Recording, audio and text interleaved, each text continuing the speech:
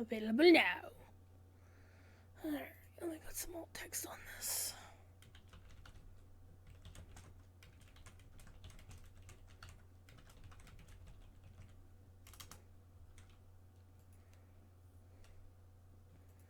Posty make post. Hello, how y'all are? Why is volume so low? Partly that was my volume was so low. Let me check the game audio.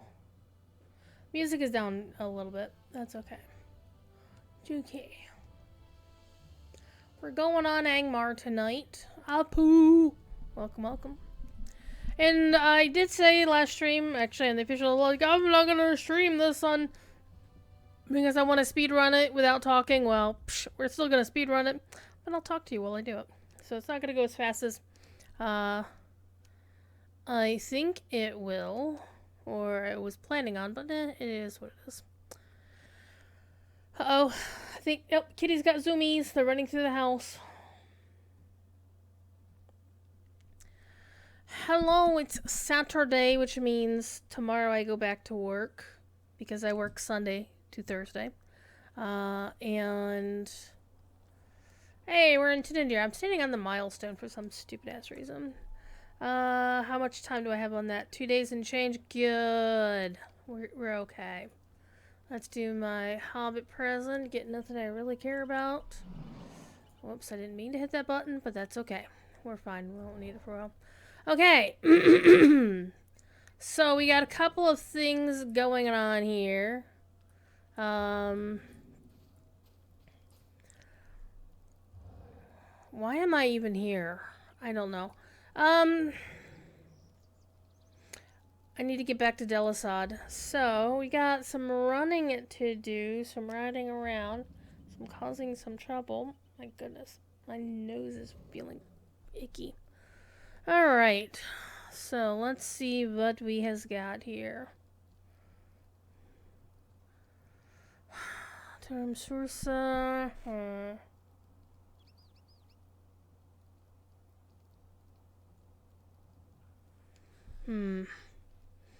I don't know.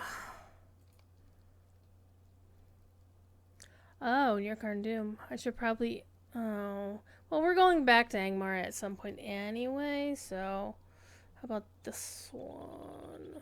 Yeah, we're gonna go talk to those folks. But for right now, there's a couple different things I want to do on this character. I do want to actually get my level 50 stuff here.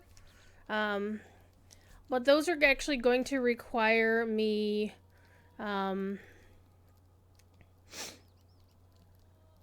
going to Urugarth and Carnadoom itself, which is going to be such a pain. We're going there anyway as part of the epic story, so I'm not going to worry about it.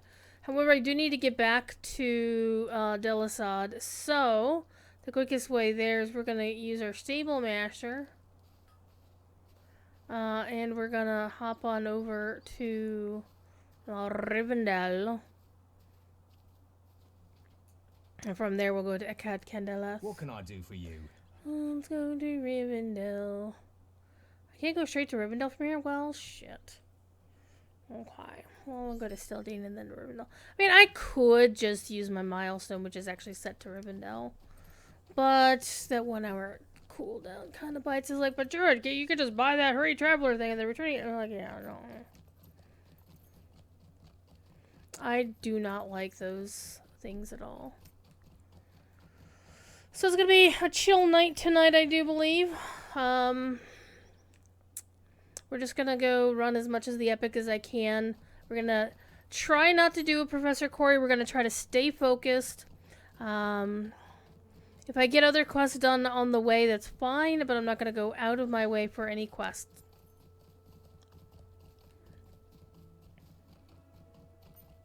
Somebody called their character Wavemaker Beachcomber. Okay. Alright, let's go to Rivendell.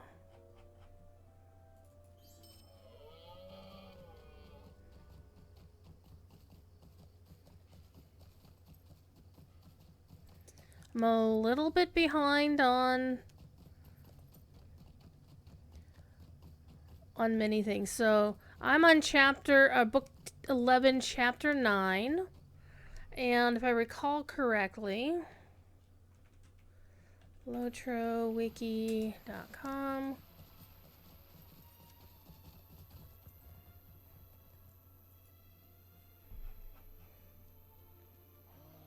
We've got 15 chapters total, so I am, I think, almost done with chapter 9.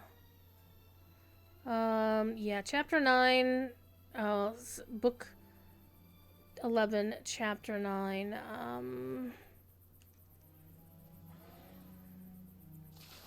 So yeah, we've got a few things to do. So first of all, what we're going to do is we are going to go to Candelas. And we are going to go search for the keys in Delisad.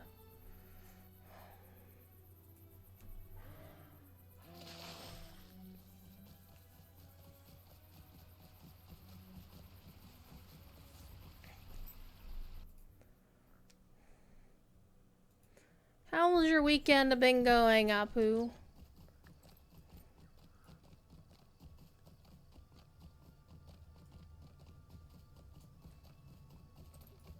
You don't need to ride all the way in there.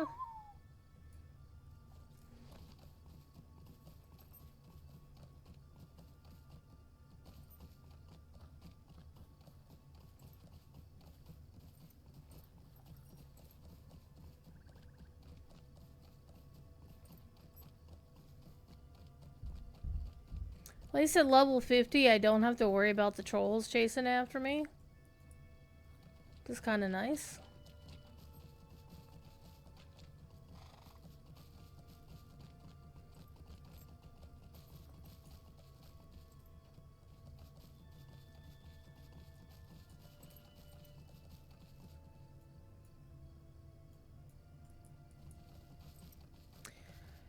You got yourself a job doing advanced polls for a local election? Work in a few years? Oh, wow. Wow. If you're in my Discord, you'll know what I think about the elections that happened here recently. Not a fan. It'll be a good Christmas? Well, I'm glad to hear that. I was actually, in my tech support channel in my Discord, I was working through some options for an update to my gaming rig here. But past me did a stupid thing and wound up pre-scheduling and overpaying my car payment. But you live in Canada. Oh, Canada.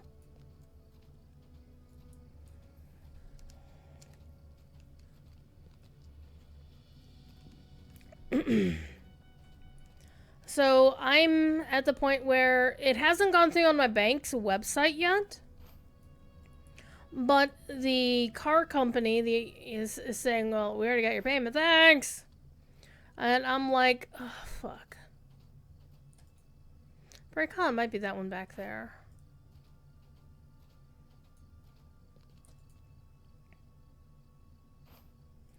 It lied. Haha. I was kind of right. Okay, bring the box of broken keys to Candelas. So, the only thing I can really do is, as soon as it hits my bank's website, I can, put a stop payment on it. And that will hopefully... But what I'm worried about is because it's the weekend, right? It's possible that things are not posting. Now, what's normally supposed to happen is normally a payment is supposed to show up as pending on the account before it processes. And as long as it's still pending on the account, I can then go in and say, hey, look, I didn't mean to do this. Stop payment. They'll charge me like $30 or something for it because, banks love fees. I can afford the $30, but I really need to get the rest of that overpayment back. Because honestly, this gaming rig is okay, but it really needs some help. And as we know, because of the recent election and certain things that certain politicians have said they are going to do, the expectation is that the economy is going to go into the shitter and prices for any electronics is going to skyrocket. And right now I can get a really good upgrade on, like Goldwyn posted a link to a bundle for a decent motherboard, because what I need is a new motherboard, new chip, or a new processor, and I have to have new RAM to match it. I mean, the RAM I have is actually really good, but it won't fit on the board that was recommended. And I've been looking around and seeing, okay, I want this one. What about this one? Do I want the super sexy one? Or do I want the less sexy but still going to be an upgrade kind of thing? Because ultimately, you got to work it from the angle of, well, yes, it's not going to be top of the line, but you still have to, make it all work out, right? Hi. What do you need? And we're not reading quest texts. Bring them to Marilos. Where is Marilos? She's in Rivendell to Spire meeting. Okay.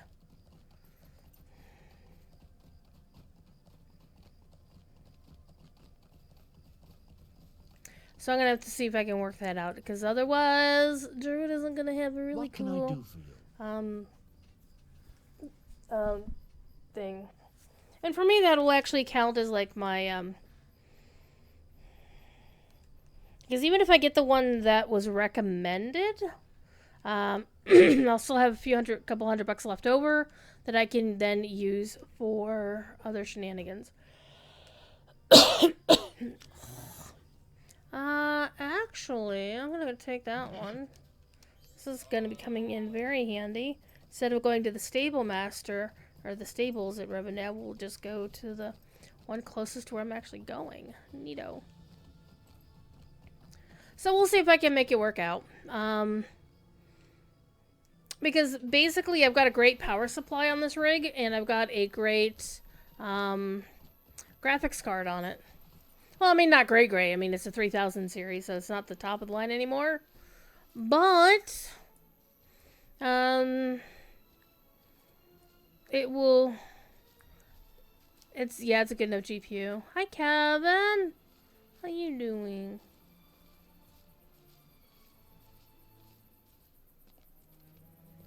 See, if I'd been here like last night, we'd have had a whole bunch of people from the Midgard kinship fighting over here. How can I be of service? Friday night fights is something they do.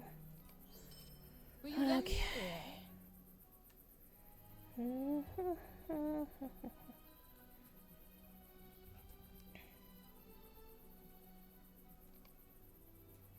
We're going to Goblin Town. Welp.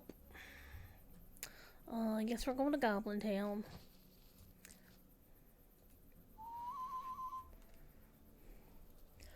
So I've had a pretty decent day, for the most part.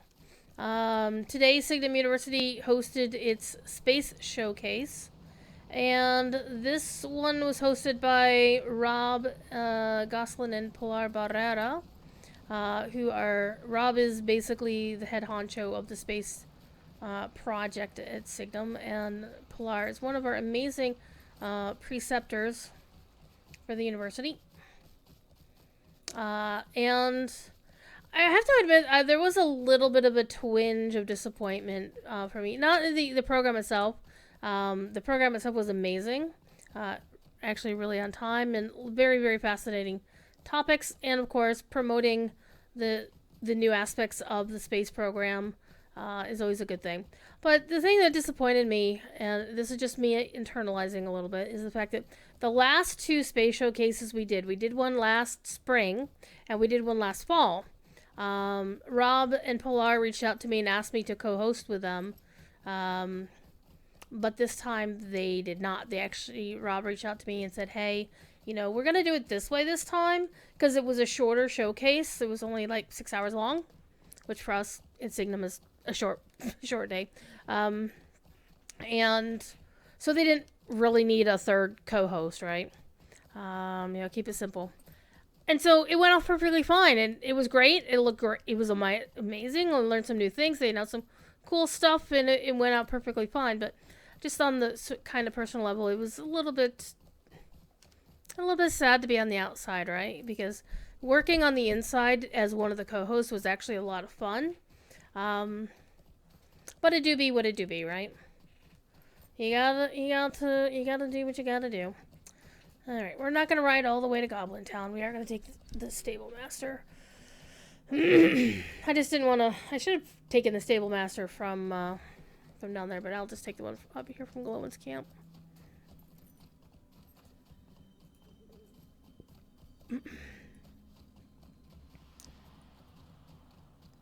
But it was kind of weird feeling like I had so much time afterwards because it ended at like 2:45 or so about. And with the moots we've been running back to back to back almost every weekend, I'd been getting up fairly early most days and working until 5 or 6 or whatever. Well met. Oh. Well, that's a problem. Well, let's ride to the high. I guess I am riding all the way to the Misty. Whatever. We're gonna go get the stable points on the way.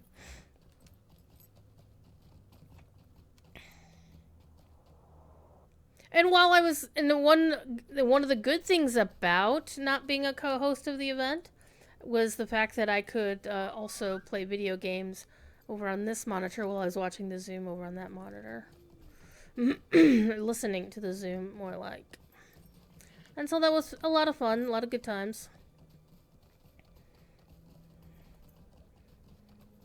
And so I spent most of the time in World of Warcraft working on stuff for the anniversary event, which has been a lot of fun, actually.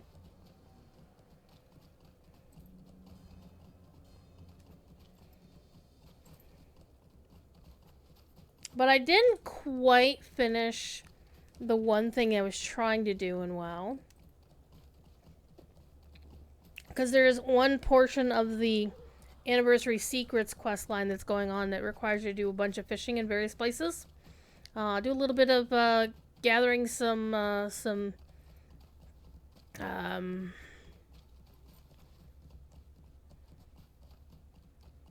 gosh, what am I thinking of?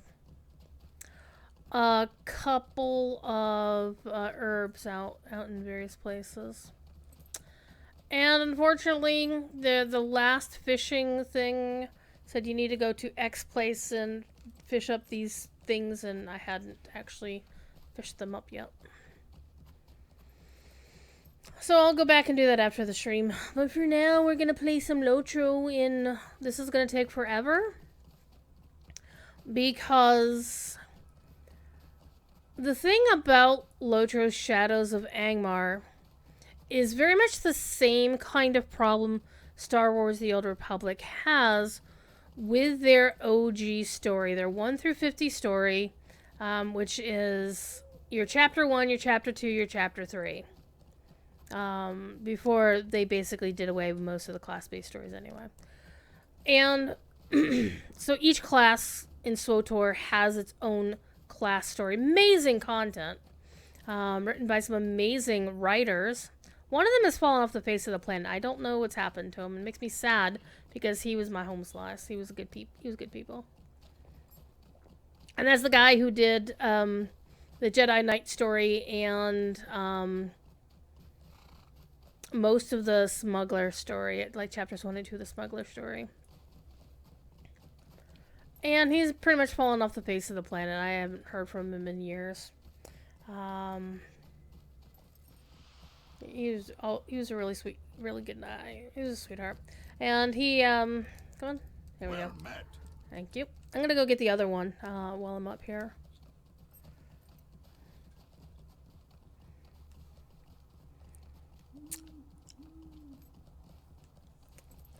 Well, unfortunately, there isn't really too many people working on SWTOR now who has been working on SWTOR since it launched in 2011. Though it's really fascinating to me that the game director, I remember when he originally got hired as like a an entry-level community specialist sort. And now he's in charge of, he's the game director. Eric Musco. He's a pretty good dude. I once let him shoot pool with one of my lightsabers for a photo, for a gag and a photo. My Sith lightsaber, of course.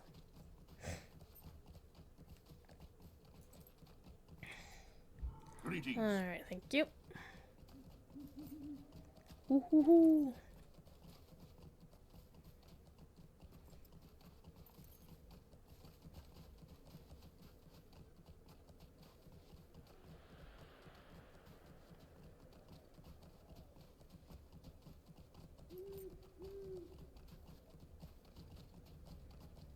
The last time I was here in the Misty Mountains was the time I tried to get to the Bilbo's birthday epilogue on a level 11 character. That didn't end well. Though, to be fair, it didn't end well on the other side of the mountains, the 120 zone. So, I did okay coming through here on that low level character and everything chasing me all over the creation. Alright. Glowing. I'm gonna see if you have the quest. Welcome. You have come at a most fortuitous time. I'm gonna grab the quest, but if I'm not... Greetings, traveler. Will you stay a moment? Yeah, we're not gonna find your Come and stay friend. a moment, friend. Yeah, we're not doing that either. I am here to do a few things. Because I'm at level cap, so, for Angmar. So, by the way, as it says in the title, Moria is coming. Orion, the developer, said that it is arriving as of... He said December 12th at first, but then he obviously he corrected himself and said December 4th. What server is this? This is the Angmar, oh god, no, not somebody else doing the same shit! This is the 64-bit world. Don't you kill all the bad guys. Alright, I'm gonna go over here and kill these guys over here. Hi, how you doing? Thank you.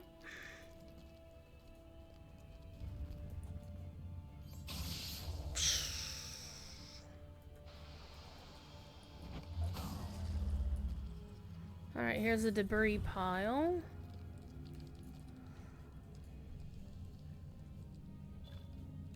Oh, Bilbo's buttons. I just picked up the Bilbo's buttons thing. Oh, that's... I'm not gonna do the Bilbo's buttons thing. I'm here to do the epic because I want to be epic ready before Moria arrives on the legendary worlds of Angmar and Mordor.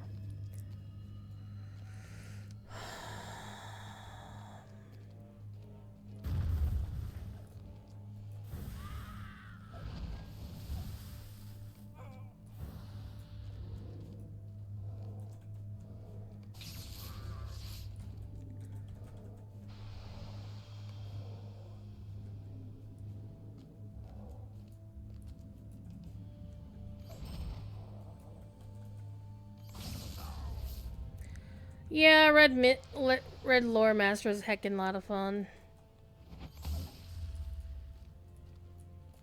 I'm just gonna kill all the goblins because I need to find the gems I'm looking for. Rude. What do I need to complete on Angmar for Moria? You have to have like a level 45 character. Because I don't think you need to do anything. It's just me wanting to be ready to... Because I want to have, like, the entire story done on this character. Though that also means I need to go back and do the bits of the story. Because this character went through... Okay, so I did get the gems. Yeah, we're done. We're going to go back out. So this character, because I took her through before the Shadow, she didn't do any of the epic story up to the chapter book 4. So at some point I'm going to go back. I'm never going to go back. Are there raids in this game? Yep.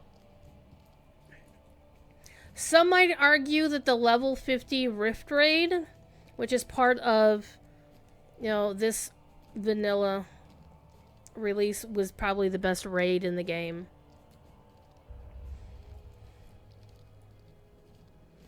Some may argue that. I don't do a lot of raiding in the game, I'll be honest.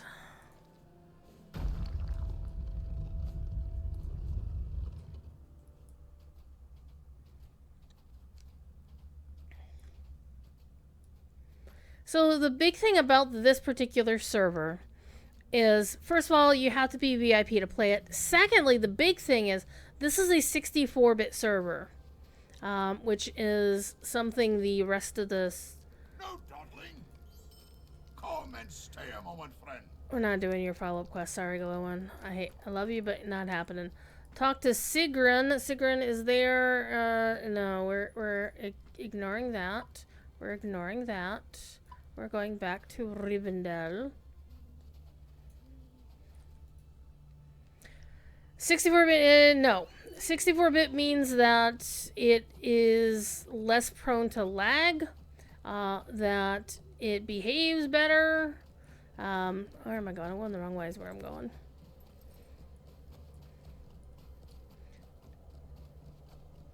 So basically, some of the issues with the game is the fact that because the OG servers are on 32 bits, is that there's some things that a 32-bit architecture simply can't do. So, by upgrading to 64 bits... Am I going the wrong way? Probably. Hold up. Yeah, I'm going the wrong way. Because back there on a regular server could be a very, very bad monster. A roving threat. But no, we need to go around the the shoulder of the mountain. I cut my turn too early.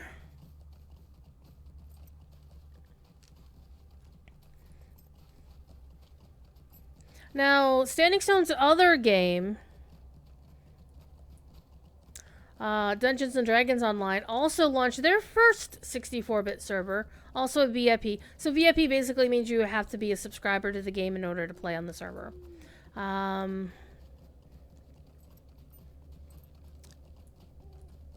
The main thing that we know about the DDO one is DDO is having way more problems than Lotro is right now. There have been some issues of late where you can't, people get kicked out of the game and, having issues logging back in. Those are actually not a Lotro or a DDO specific thing. Greetings. I'll go down to Glowin's camp. Severlin, the executive producer of both Lotro and DDO, has been pretty vocal. Well, not pretty vocal, but he's been fairly active recently in the DDO official Discord. Lotro does not yet have an official Discord. It will get one at some point. Whenever Cordoban gets around to making it happen. And when DDO had this issue and everybody was on the Discord going, oh my god, he stepped in at one point and said, this issue isn't, a specific server or anything. It's something bigger, something external to the servers. So it's been really rough for the dev team to try to keep up on all this. And so, one thing about the two Lotro 64-bit servers is this one is in the New Jersey data center where all the other servers are. The EU one, Mordor, is actually somewhere in the EU. The theory is that it's in somewhere in Amsterdam, because Amsterdam is a big place for it. But we don't know for sure. They haven't said. It's just somewhere physically located somewhere in the EU, right? Better memory management is one of the things, yeah. And I think Seb was also talking about moving some particular bits of data to other locations so character loading doesn't take as long as it How can does. I be of service? Try to reduce the amount of server stalls, yep. But it's hard to deal with server stalls if you can't even get logged in, right? I don't think I care about any of these, but let's see. 11 and 82, 2 and 50. Well, I guess it's gonna be that. Will you lend me your ear? Let's go back to Candelith. The cool thing is, I can go back to Eckhad Candelith from over here. Candelith. One of the things that Lotro has been doing, that they started doing in DDO, though, is using the server pinning technology, which is what they're doing now here in Lotro. Is it doesn't affect these two servers because we don't have Minas Tirith. Well, okay, we have Midsummer Minas Tirith, but for OG Minas Tirith, the original Minas Tirith, anybody would go in there would lag out the entire damn game, the entire damn server. Well, they're using a different kind of technology to move them aside. They did it to Minas Tirith, they did it to the Yetmors, the PvP area. And they're starting to use that technology over in DDO to try to help mitigate their lag problems, because all the lag complaints you have on the Lotro side, y'all have no fucking idea how bad it is, because the DDO folks are all over that shit. But to be fair, DDO does play very, very differently. And sometimes a lot of people play DDO like it's speed running. Because the name of the game over in DDO is to get to level cap or to level 20 and reincarnate your character and then do it all over again. So they don't have 150 levels of story to play through. They have 34 levels of quests to play through. And you basically, you know, back to Candelith. The name of the game is you get more powerful, not by, you know, getting a level 150 item. You get more powerful by having 150 past lives. So every time you get a past life, it gives you a little bit more hit points, gives you a little bit more to some stat or other. So it's a bit of an adventure. But DDO had big lag problems before the 64-bit server came over there. And honestly, their 64-bit server has pretty much been halfway decent? Question mark. There's a special event here on Angmar and Mordor. You guys haven't seen any of it yet because it only happens at certain times when something can spawn. A lesser wraith can spawn, and then you have to fight it. Anyone have 2 copper by chance? 2 copper is easy to find. You can kill a monster and get 2 copper. 2 copper ores? Oof. Auction house? Which server are you on? Words, traveler. Okay, so talk to Muldir and discover the secrets of Delisad. Okay, we're gonna go back to Muldir. I wish I could just jump on. If I were a burglar, I would like hit safe ball and just jump. But alas, I am not a burglar, so I'm not doing that. But welcome in, everybody, new folks and older folks who've been here a while. Turnenian and our common bestie Killam were instrumental in me managing to get through the LI reward track. I should go the other way down the mountain, shouldn't I? That's okay, I'm going down the side. I am not jumping because I don't want to have to run back from the red circle. I am not on a burglar. And honestly, I don't know if a burglar would still survive that even with safe ball turned on. One thing about Lotro that I wish it would pick up versus DDO, and it never will because it would invalidate the safe fall thing and the fall immunity things and all the other. DDO has a mechanic called feather fall. It's basically you jump and you just go. It's very nice. Good way to avoid dying from jumping at great heights. And you can also stop it because there's a block mechanic that if you hold your shift key by default, you block with your shield or whatever's in your offhand, and it also disables your feather fall, so you go if you're not careful. Alright, let's do the thing. Oh, it's this quest. The pages of Sarah Oakhart's journal uncovered the ways into the ruins of Delosad, once called Sithard in brighter days. The search for Nahuil has led here. Nahuil. What have these ragged stones seen? A shadow is on my spirits. Is it now, buddy? We'll fix that.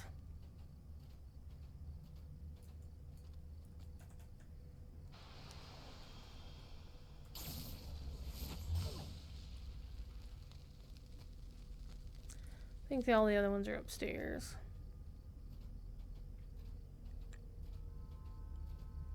So, when it comes to the epic story here, and I'm going to go back to my point about Star Wars: The Old Republic in SWTOR, from their 1 to 50 experience, they front-loaded all their stuff. It's like, right there, it's all... You start off chapter 1, and there's so much stuff there. Where is everybody? Over here. There's just so much story, very, very, very meaty, lots of good content, etc., etc. Then chapter 2 is, you hit it at like level 35, I think, or something like that. And there just ain't that much. 30, 35, I forget. They may have revamped it in the year. It's been a long time since I've actually played. Maybe they are downstairs.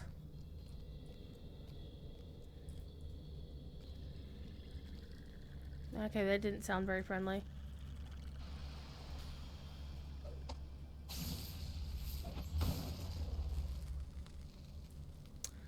Alright, where's the last one? The last one's clearly downstairs.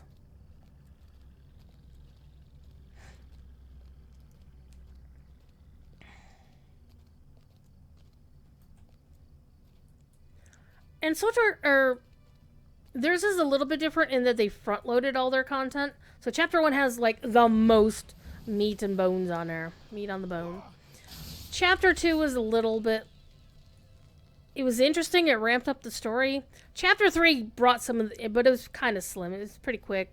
You know, it really sets up the chapter 3. And the chapter 3 is like... Psh, big story. And, you know, big climax. You know, your cinematic movie ending. And then after that, you know, they start doing their actual expansions. Grey is the shadow upon my heart. Okay.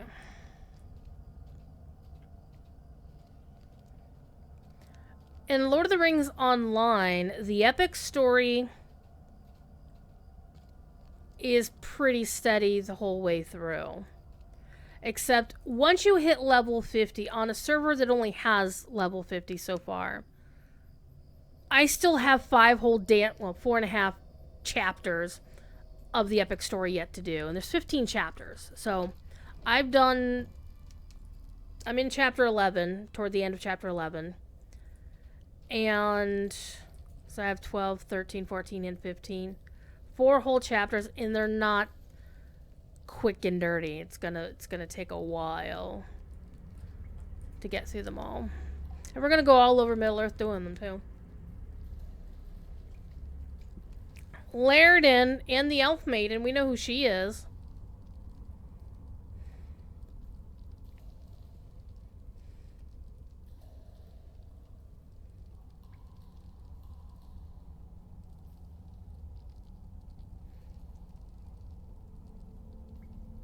Oh, her name is Narmaleth. Of course, I already know this.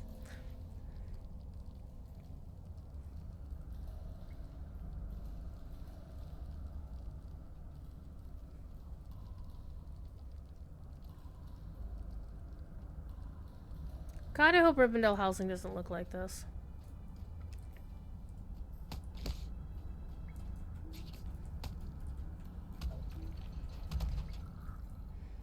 I'm gonna ignore that quest because it's not gonna get me anything. Well, you know what? I will do it anyway because I'll get a little bit of rep for it. Who cares?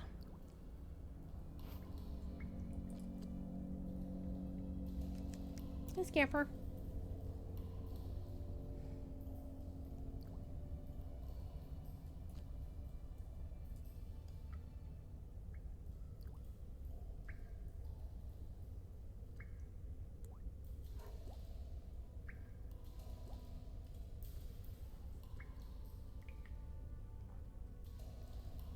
I know, Sarah's such a wonderful character.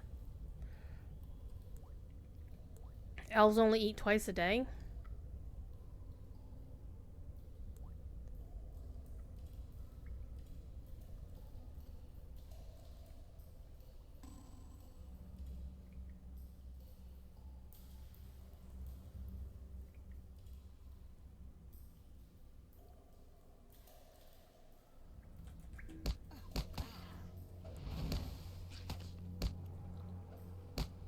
Oh, man.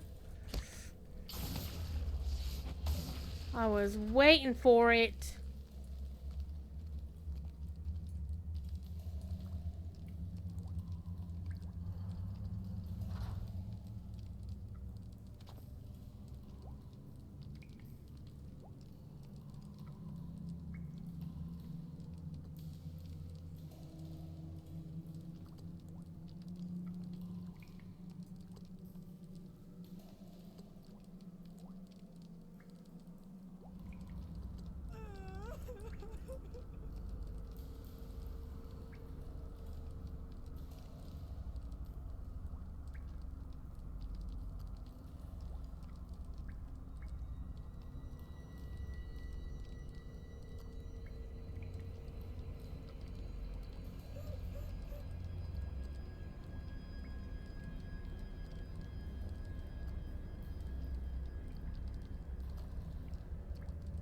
Clear it in, you're an idiot.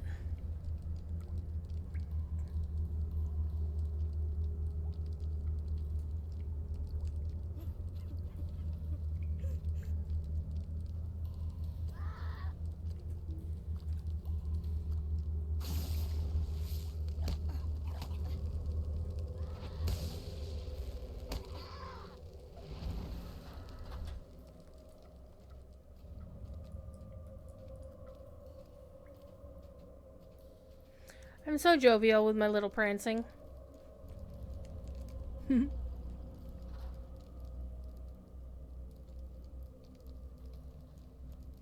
Mortaris. He's a very bad monkey. But look at that little sachet with his armor, you know, showing his butt off. Jesus.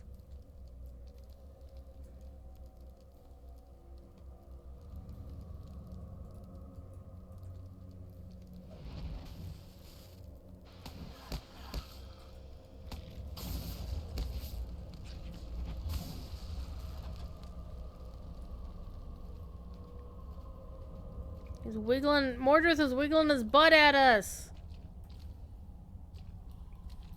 Uh-oh. Books. Books bad. Probably was a bad thing.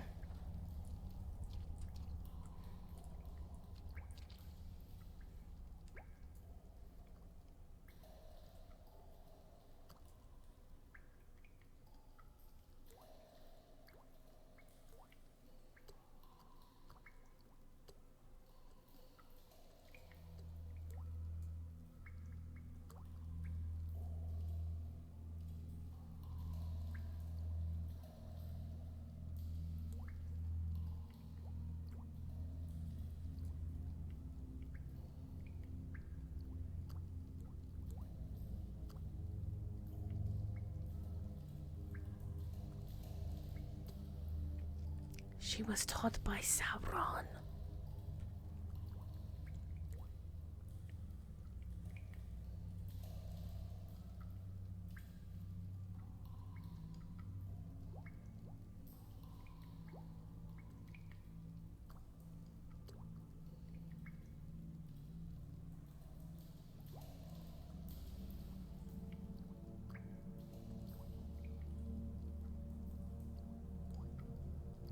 You should tell Master Elrond now, you dumbass.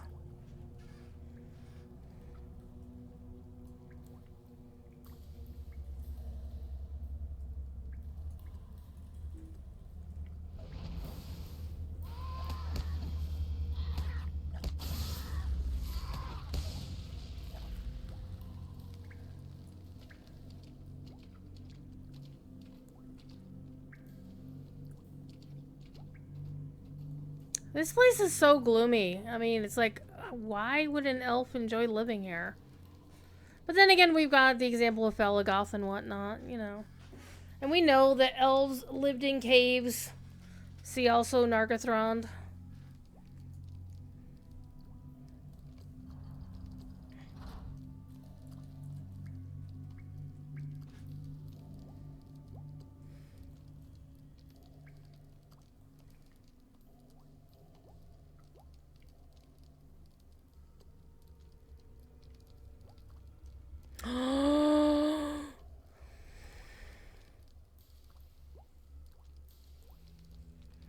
Is this place from the Second Age? I think it probably is.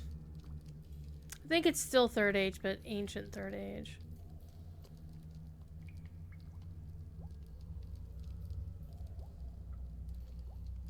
Because Normal is studied with Celebrimbor.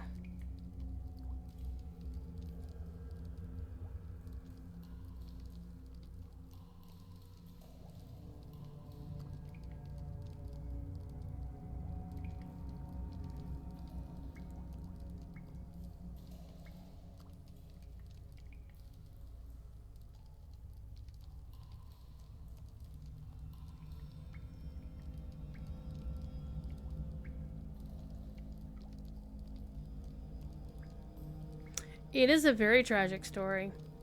But it does have a redemption at the end.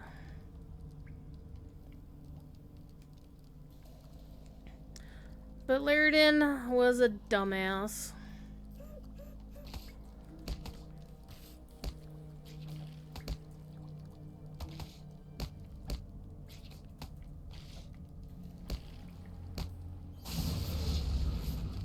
God, I love that spell so much.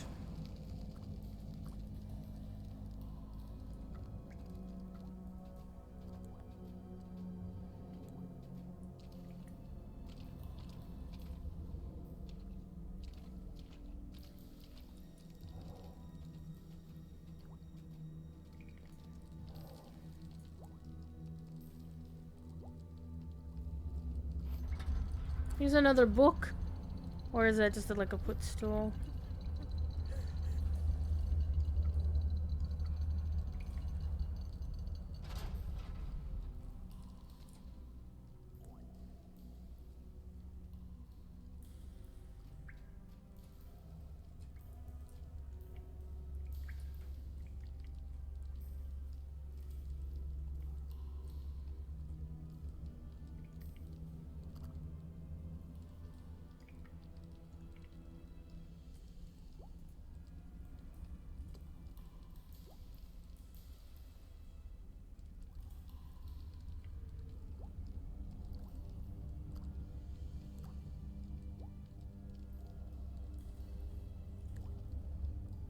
And it's not you, Mordeareth, just saying.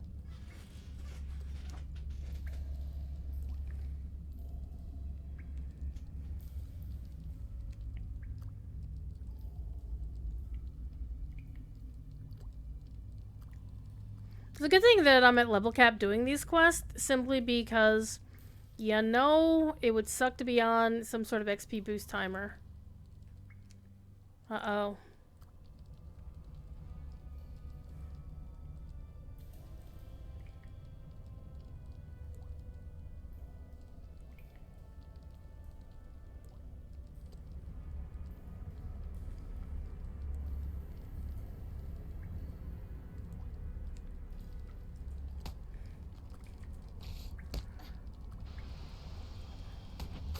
I don't know if they're necessarily from Aragian, but we do know that she studied with Celebrimbor, because in the Before the Shadows story, there is an instance where an elf from the Second Age remembers Caris Celebrin. Farewell, foolish one.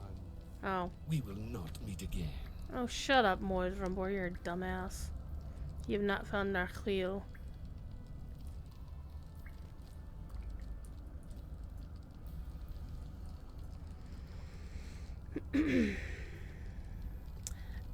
And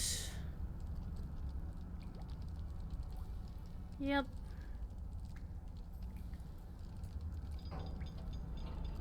My hearts cannot sing today. Bad things happened.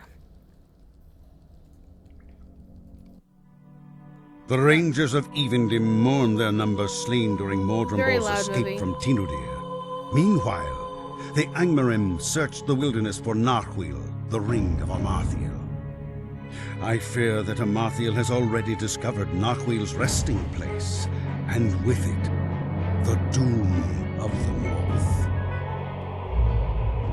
Dun dun dun dun. So I don't know if they're necessarily from Eregion, but we do know because of Before the Shadow that they studied with well, she at least studied with Celebrimbor. She was one of his students.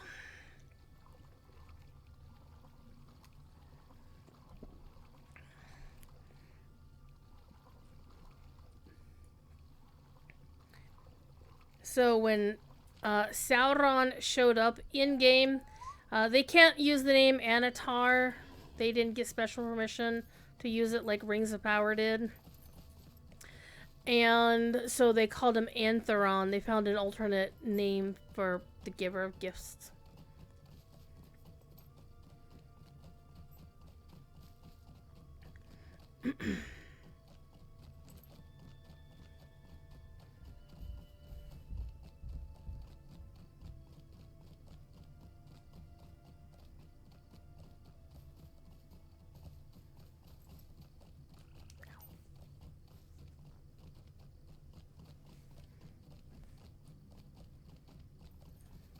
Yeah, I think this is actually the long cut. I took the scenic route to get back here. Marsh, okay. Now we need to go talk to Candace. So one of the things I haven't done here on Angmar, and I probably won't do it because this is not my main server, is I have not bought a house.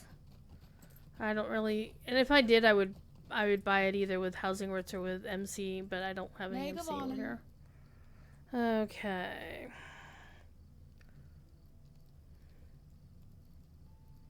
Yeah, nothing for me here. So 10 and 44, 3, 12 and 60 is probably going to be it. And of course, let's take a look at everything cosmetically. Don't care about it. Don't care about it. Big old hammer, don't care about. Well, I actually already have that in my inventory. We'll pick it up. Might you spare a moment of your time? Get Elrond's gift, a pocket item. No, I'm sorry, a neck item.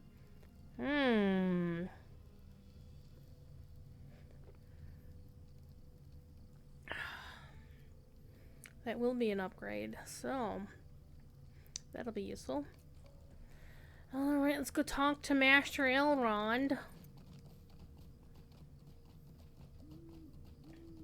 Also want to open up another window here because Lore is streaming.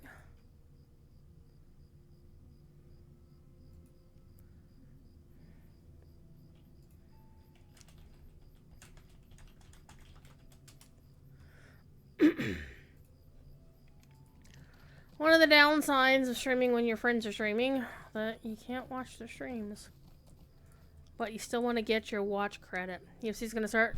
Oh, okay, have fun. Have fun watching people beat each other up.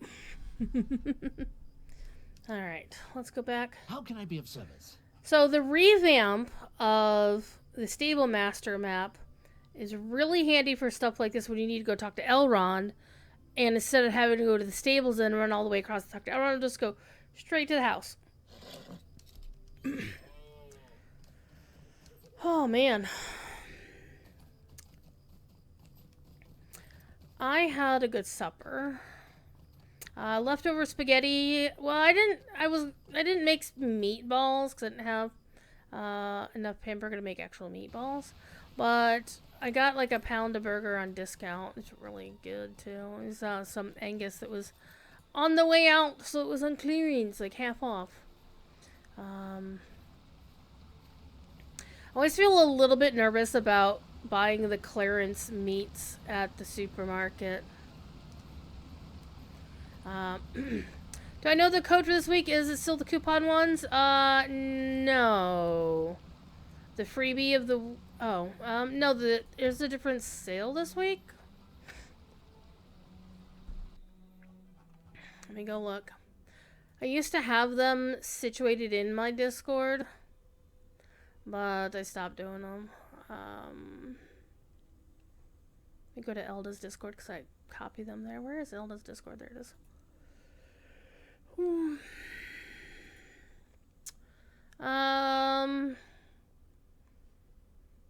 This week it's the 25% on Virtue Acceleration, 55,000 enhanced rep supply, 100% Mark Acquisition boost. The coupon is a free skill and Slayer Deed boost with a coupon code MELON, he said, all caps.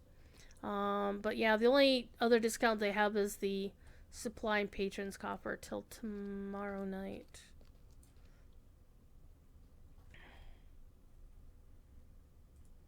Yeah, the coupons ended on the 14th.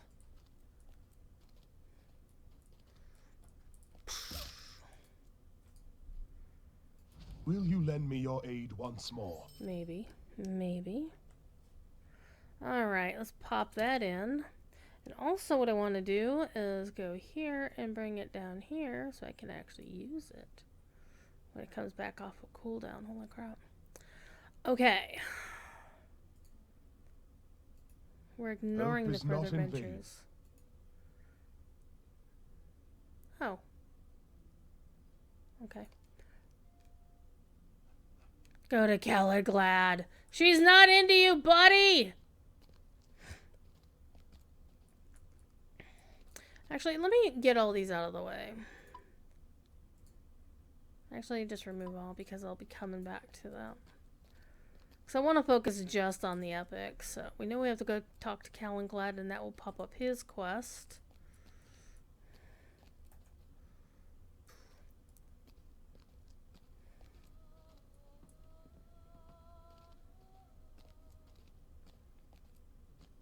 Somebody named their character Ethanol, really?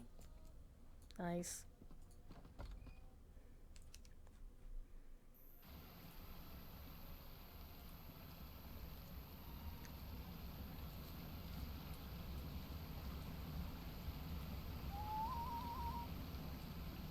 Yeah, typically they only run coupon or discounts like every week, and Thursday is the day they typically overlap.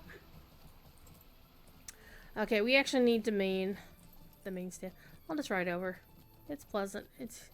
We're here in Rivendell. We still don't have any real insight into when and where. So we named their character Antietam, really. We don't know when Rivendell housing is coming. We just know that it's coming at some point. We don't know where it's going to be sited. And we don't really know when we're gonna get those answers. So maybe Scenario will have some news for us in his December casual stroll. I don't know. But it was really nice to have him and Scenario and Orion doing We Have a Cave Troll. That's gonna be a monthly podcast / stream that they're doing, and I really enjoy their show. Alright. What do you need? We need to go to Estildine. Actually, no, we need to go all the way to freaking Tinadir. Can I get there from here? Swillide Melon. Nope. Megovanen.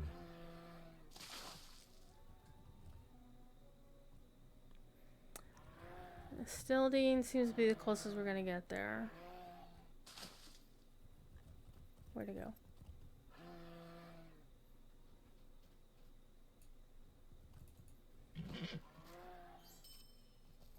So we need the character Roy Orbison? Nice. He's streaming on Lotus Stream.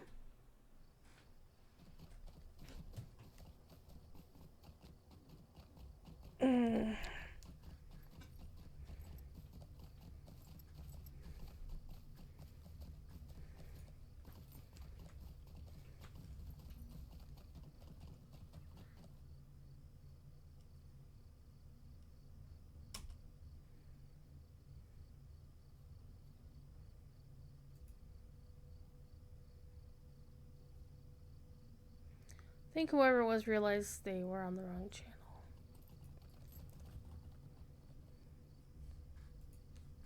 It's fine. Alright, let's go to How can I be Tinandir. of service?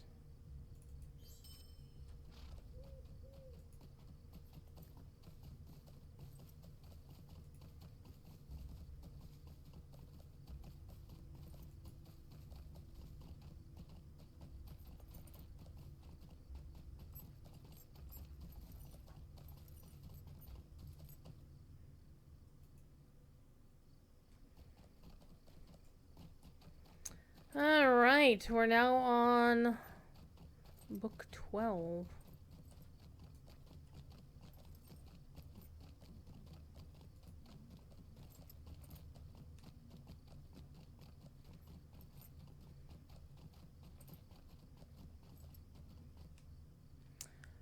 I appreciate somebody calling their character folklore.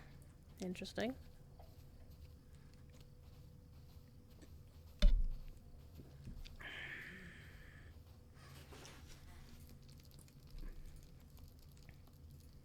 What can I do for you? What can I do for you? Alright, we're gonna go beat up some Angmar. That's always fun.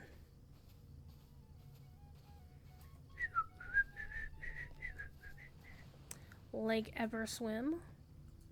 What do you need? We need to go to Men Irain. And go beat up some Angmarim.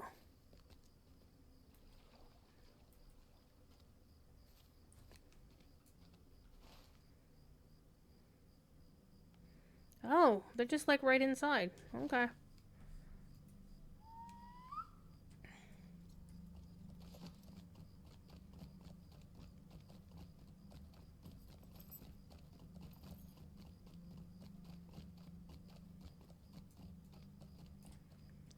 There's a guy over here dancing. Oh, these are rare. I don't think I've ever seen that guy before.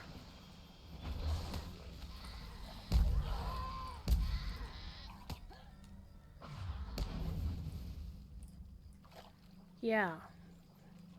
So I got an adamant shard out of him, so that's kind of nice. A bit of diamond to go along with my day. I don't think I have never actually seen that rare before.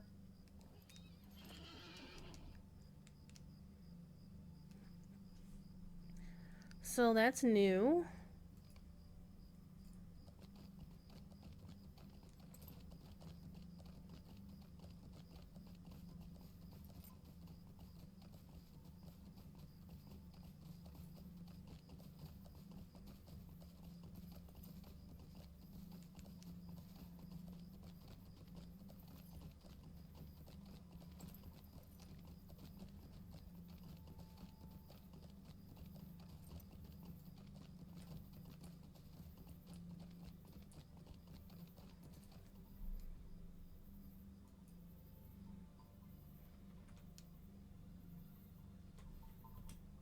What is he doing up so late?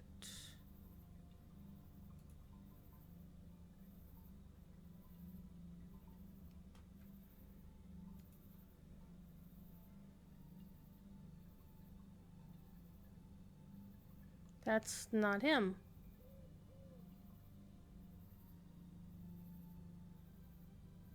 Hold on, I might need to see. I think that's Poteen.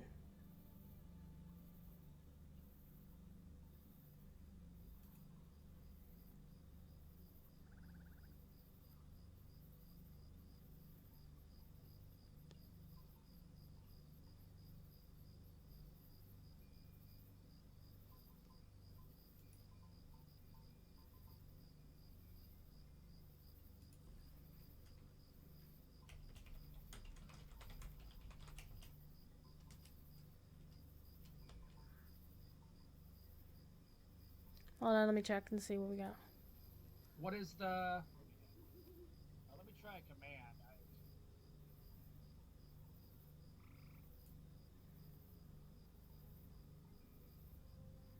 Alright. That's fine too. I thought maybe I have that. Okay, so what do we have here? We have... we need chunks of crab meat. Now the crabs here are awful. So I'm gonna open up the buffer. Hang on, I need to fix the official title because it's still showing Red Baron's title. My shield line now.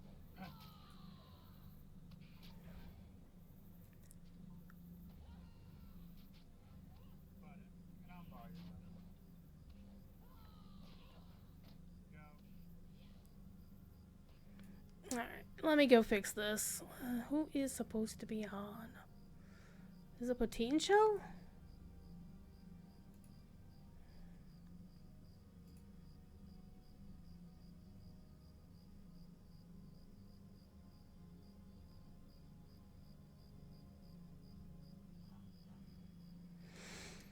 Oh, what's the latest schedule?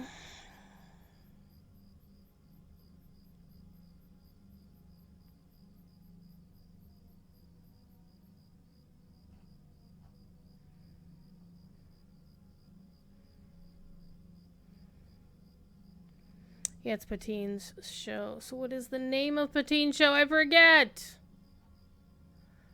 You got a schedule for that.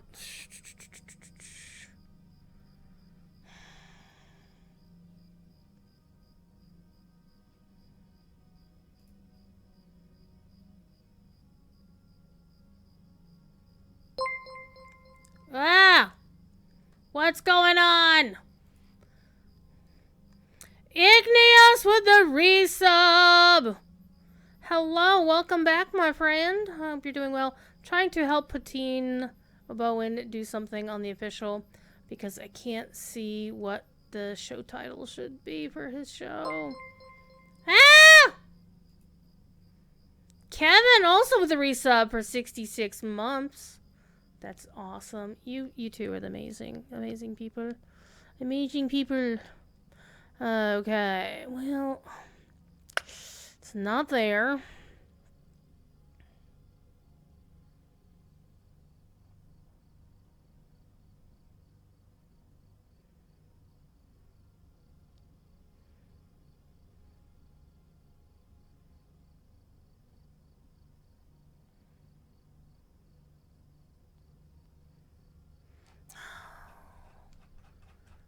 When all else fails, let's go. Let me check the Google Calendar that Elda's set up. Except it doesn't have Patine's show on it yet. Well, shit. Yeah, I'm gonna tag Elda and have her fix it. Da, da, da, da, da, da.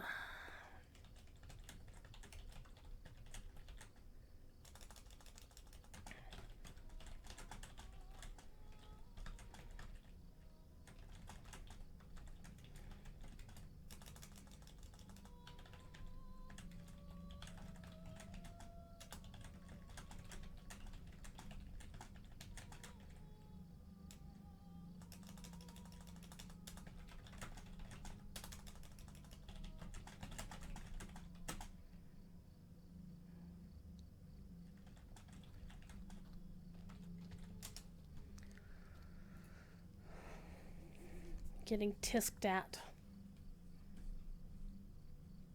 Okay.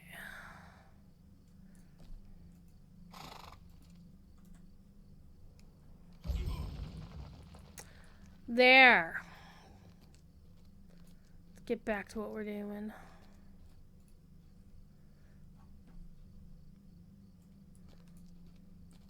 Back to what we're supposed to be doing.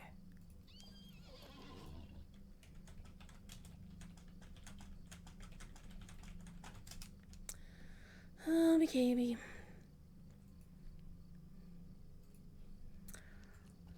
I have been okay. Today's been a pretty decent day, pretty chill. I got up a little earlier than I would normally prefer to do on a Saturday, but to be fair, I've been working Signum events pretty much all for many weeks. Or we did Extra Life last week or the week before. I don't remember. I'm honestly forgetting.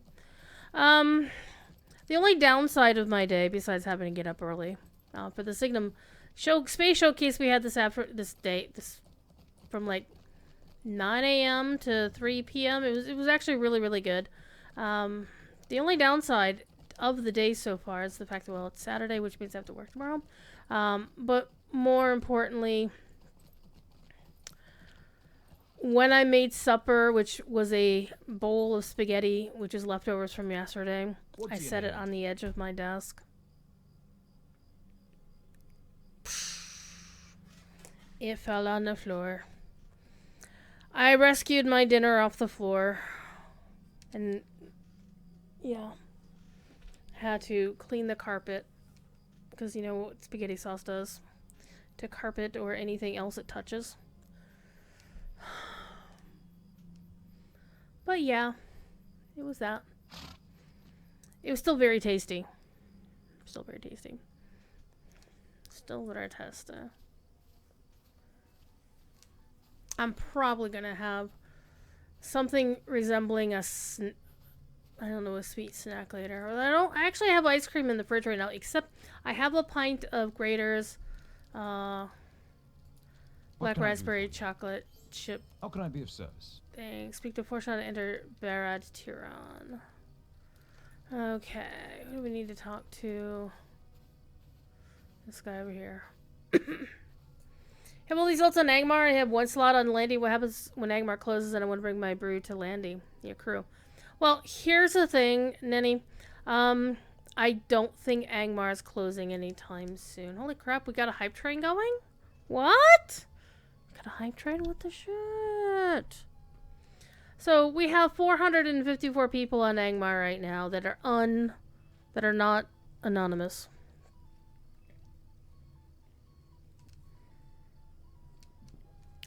Igneous, the reason I made spaghetti yesterday is because we were talking about in work Slack, my day job Slack, what's your favorite pasta? And I said, you know, I just want some goddamn spaghetti because the weather's turning colder.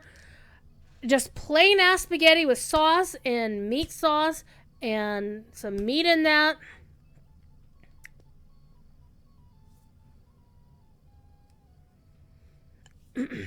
And yeah. And it hit the spot. Perfectly. Greetings. Let's do the thing. A clue found upon the body of one clue? of the Angmarim reveals that the elf Laerdon may still be held at Barad Tiron and Anuminos, where he was captured by Amarthriel's minions. It can only be hoped that he yet lives. How can I be of service? Now I gotta fight everybody. Let's let them all spawn in first. In a few years. Yeah, I don't know. Saberlin has said that Angmar, well, Mordor at least has been definitely said that it's going to stick around forever because it's in the EU and that server is never, I don't think it's ever going to go away because the EU people are like, holy shit. Screw you guys.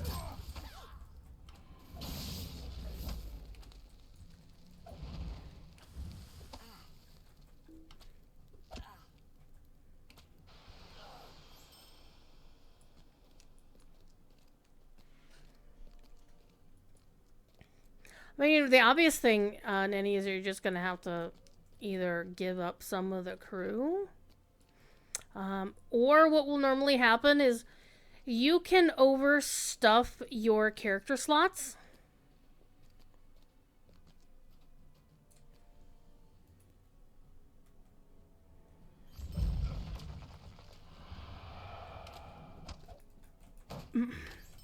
But the way the game works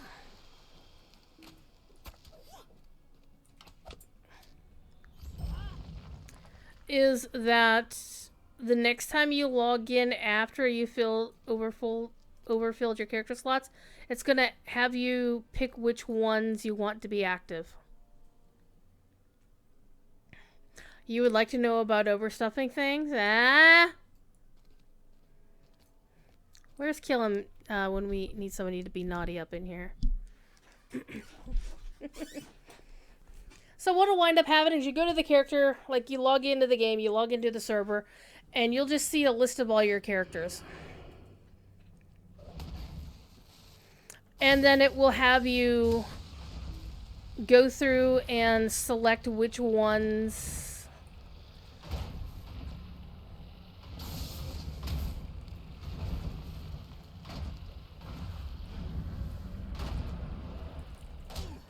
that you want to be active, and it won't let you enter the game until you've selected as many characters as you have character slots.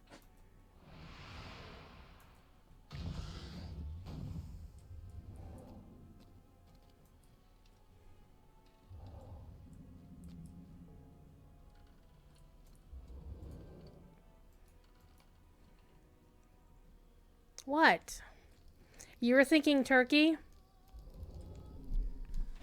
I do not believe you.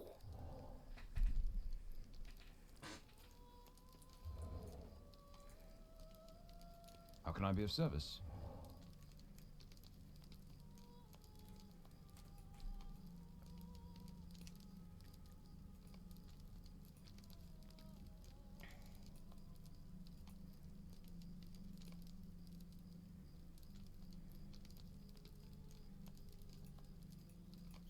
How can I be of service?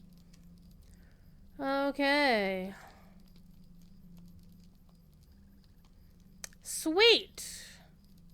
This is what we want to do.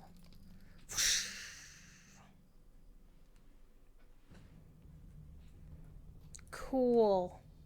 We're not going to turn in that quest. We have another quest to turn in here. The hills of Angmar are not friendly to the unwary. It has been long since we've known peace.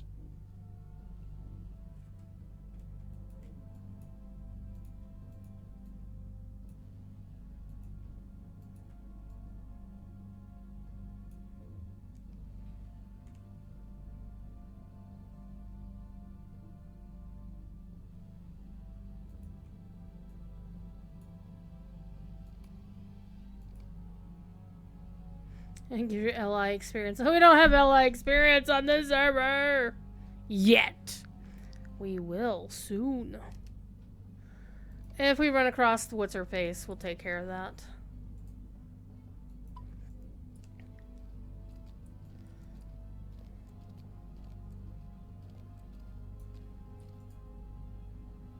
I do not know what will become of my people. You know, actually updating a level 11 item might be a good idea right about now.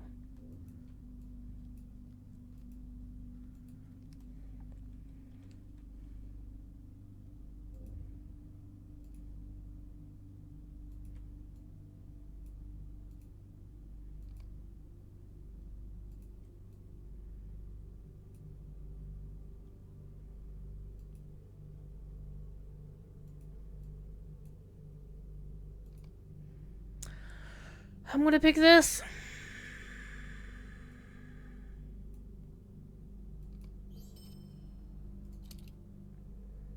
Also, another thing I'm gonna do, open the wardrobe. I'm gonna chuck that in it. Psh.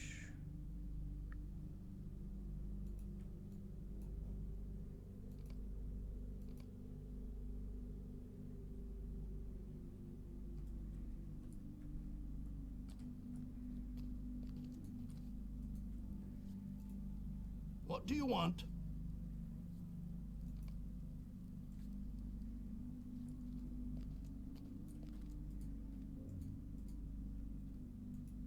You risk your life to come here.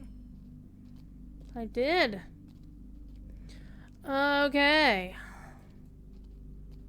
We're here in Karn Doom, and it's the middle of the damn... Oh, it's almost... Well, at least we're gonna get some light soon, anyhow. Hi. How can I be of service?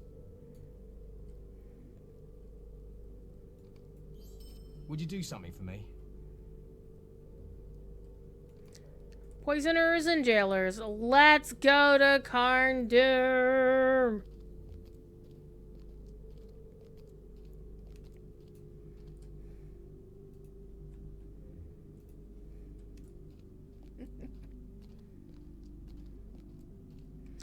Doom. I love the sound of that word.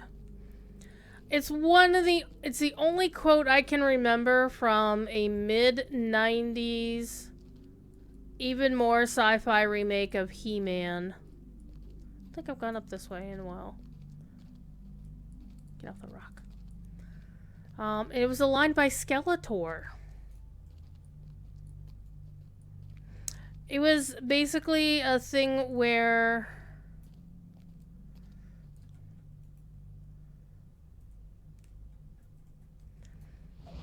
like, He-Man and Skeletor wound up in some other... on some other planet or something or other, and they couldn't get back home to Eternia. Oh, hi. I don't know what that deed was all about. Oh. I'm being attacked, excuse me.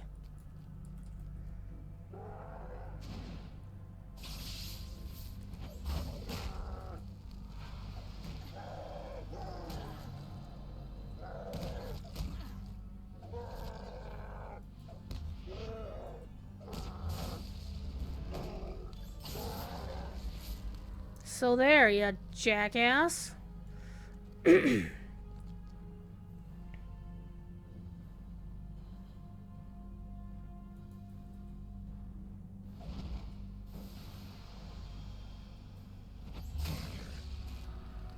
not gonna worry about the wargs too much, but I definitely want to beat up on the orcs. Hello, we have a friend. This is my first friend of this stream, and it's been out of practice. So this is basically how the DDO Lanterns in the Mist event kind of works.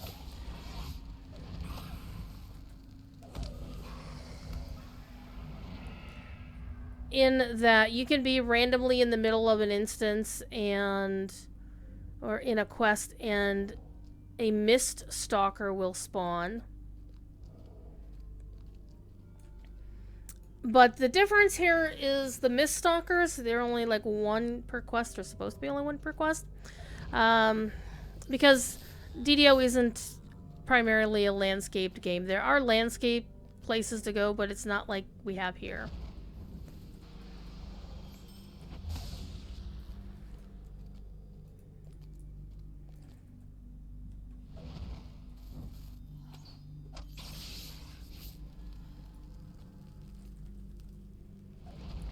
Now, the question is, do I want to try to get into Uragarth or not?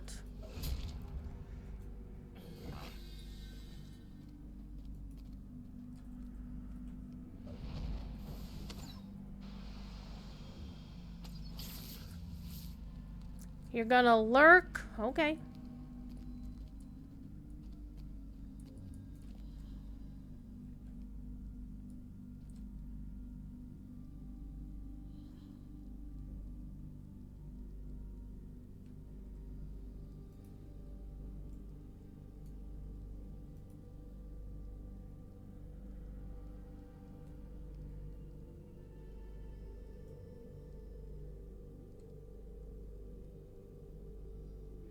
Let's focus on what I'm actually here to do, and we'll come back to that.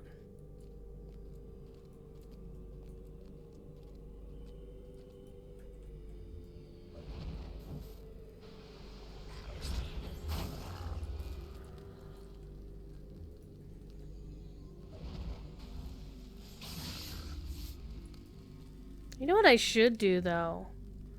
Hold up. Oh, I forgot I had this. Okay. But no. I should use this week's code to grind through this orc deed.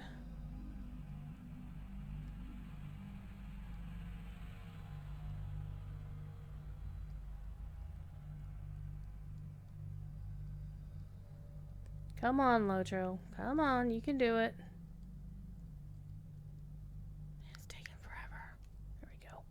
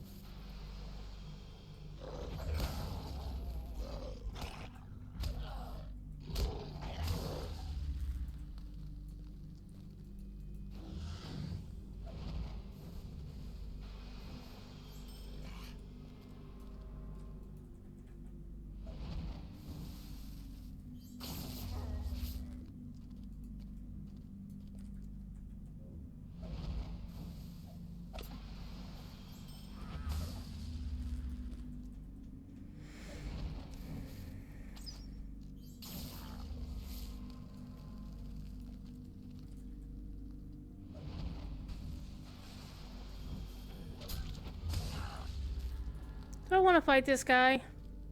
I kind of do, actually. Just to see if I can.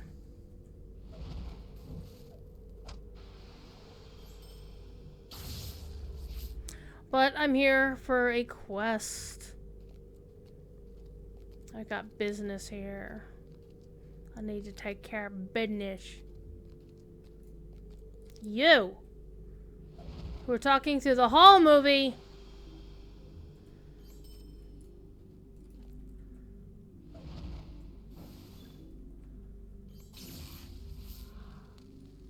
Hey, I completed a deed.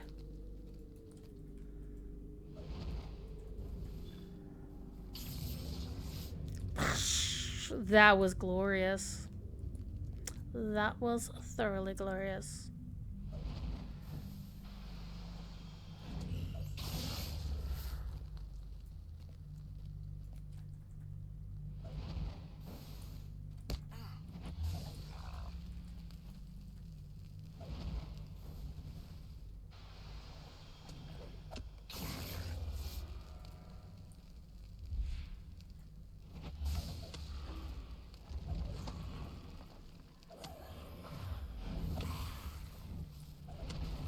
How about a little fire, Scarecrow?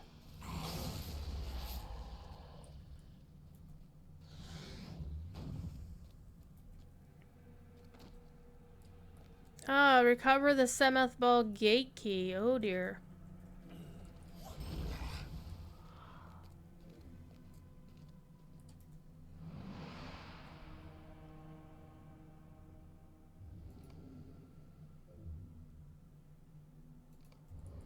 Oh yeah, we gotta go in there.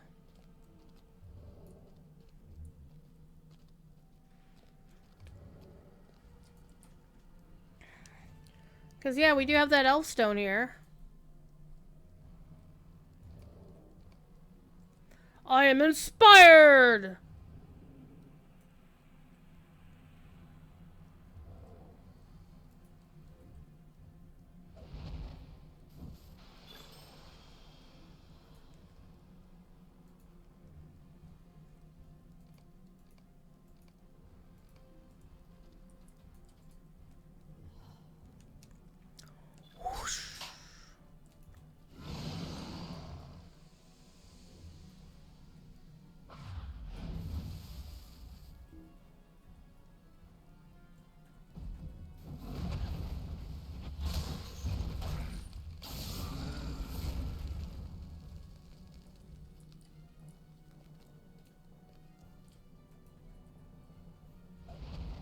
I'm gonna actually kill some more of the dudes while I'm still here.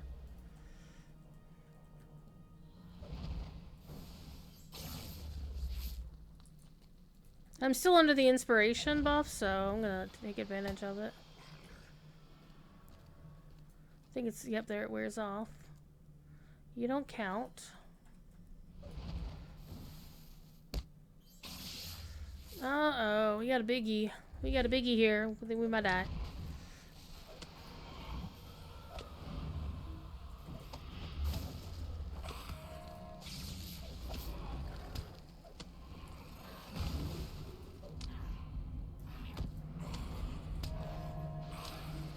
He got me.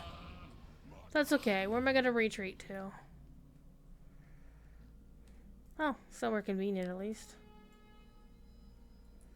Oh, but now I'm gonna be stuck. Oh, I thought I was stuck in combat, but now I'm not. What can I do for you? Could I speak with you a moment? Okay, we're gonna enter Seventh Ball. See what kind of cool things we could get. Ooh, that's a nice longbow.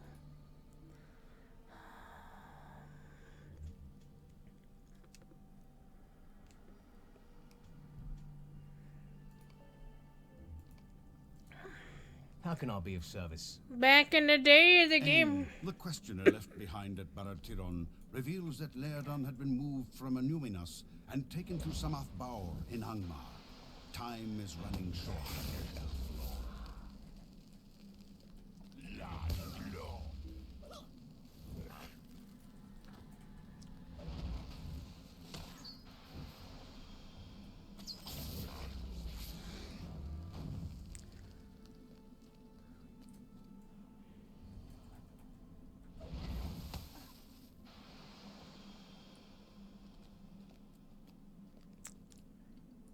Oh, this scary place.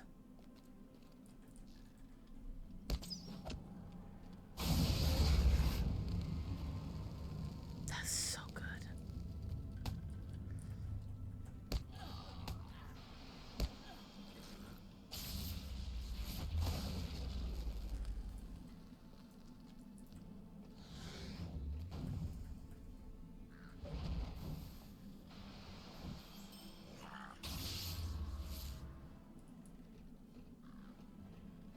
Go!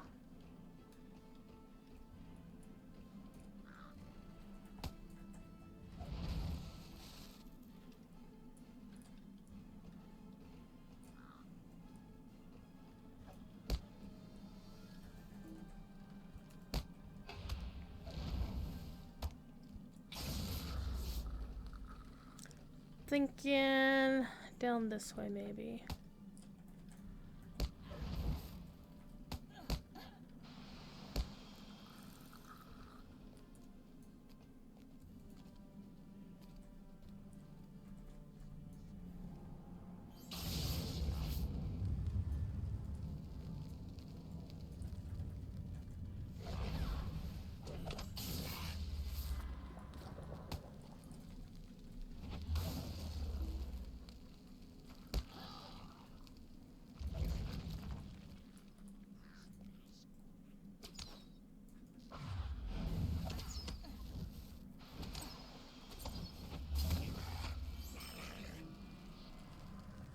Yay!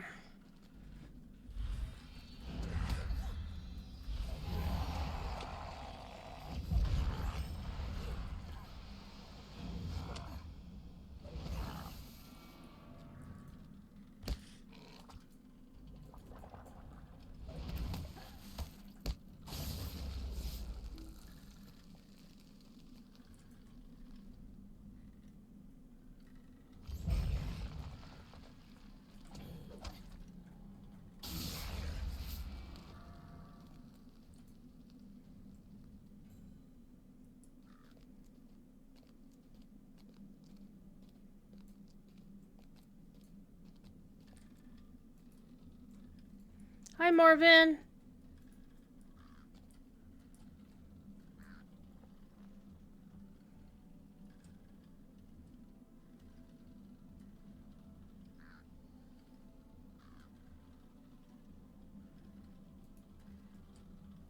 I don't think so.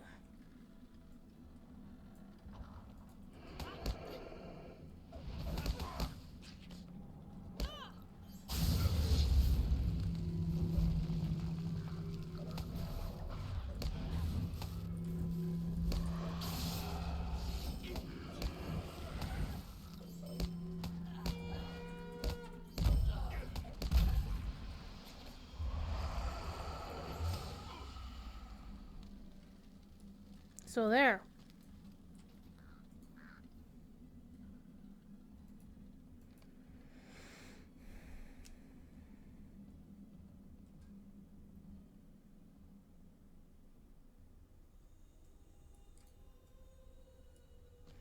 Very handy teleport that.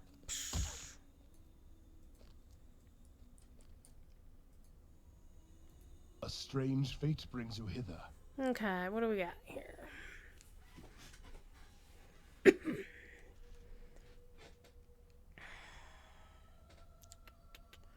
So 12 and 60 is probably gonna be it.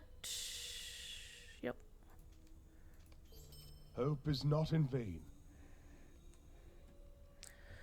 Talk to Gwathan. Yay.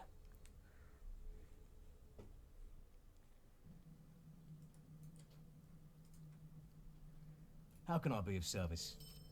Stay a moment. Okay, so this one's gonna be rougher.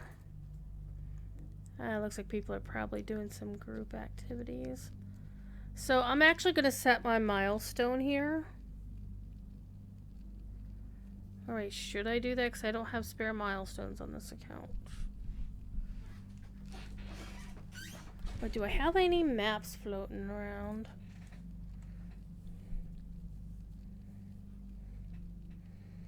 I might.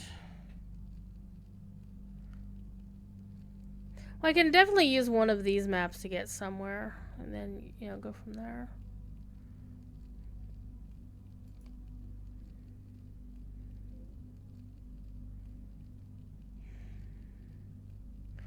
I don't know why I have an essence, and it's a shitty ass essence anyway.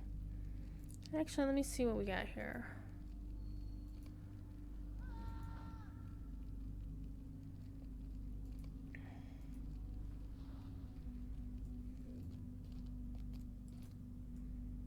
They really need to put a stable master here, honestly.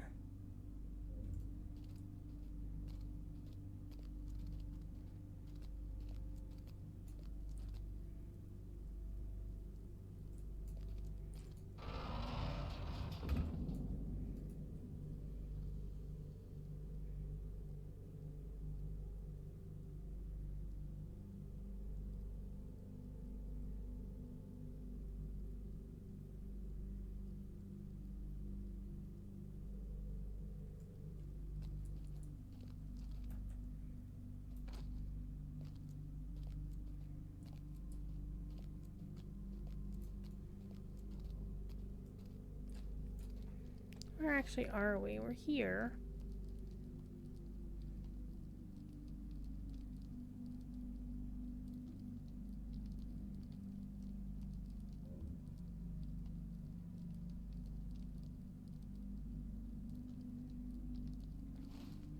Well, we can go the other way. I think, we go down this path and through here.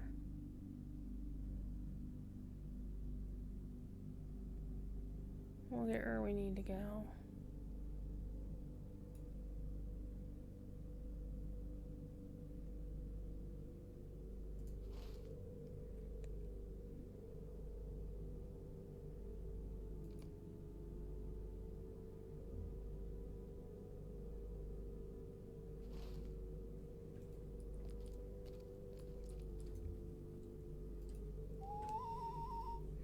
We'll see if we can get there. Besides, I still have more orcs to kill on the way.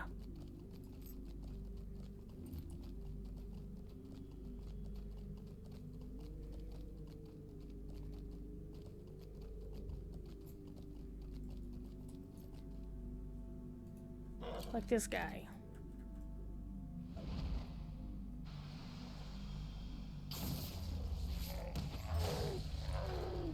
Let's see if this one is gonna...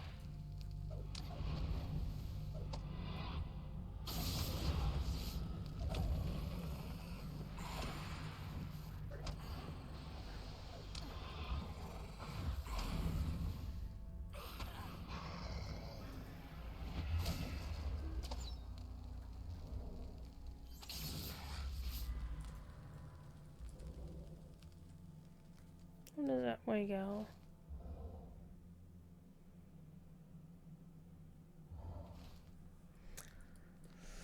I don't know that it goes anywhere fun.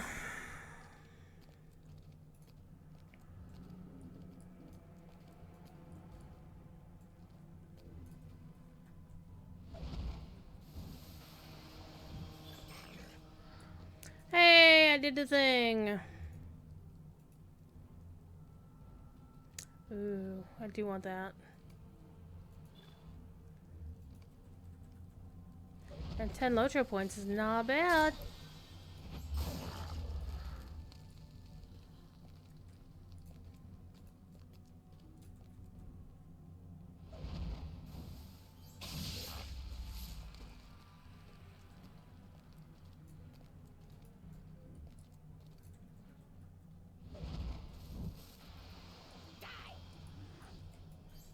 Hey, a goblin told me to die. It's a good stream.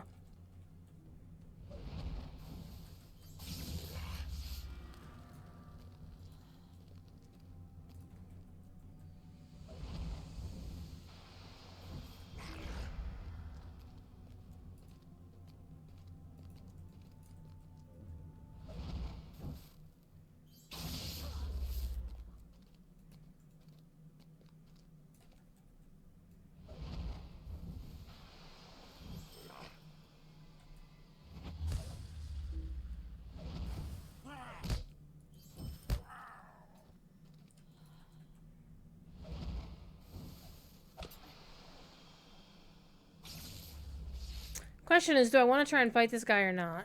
Do I really want to? I don't think so, because, you know, those 6,000 elite buttheads just kick my butt.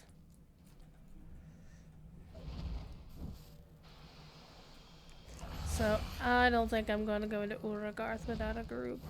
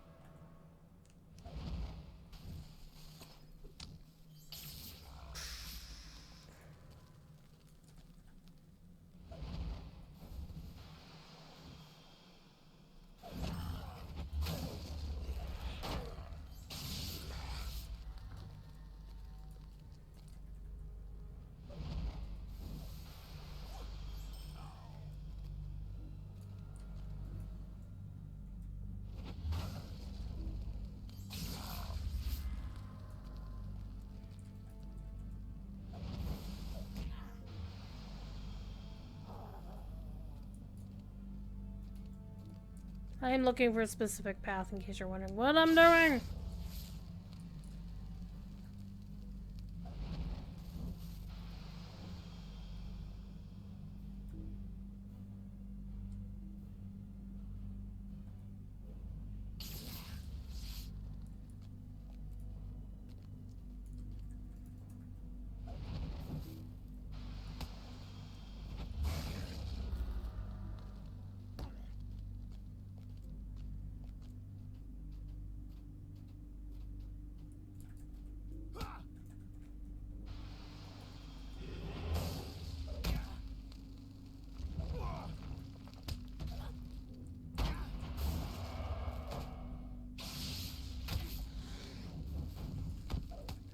What do I have? Oh, that's nice.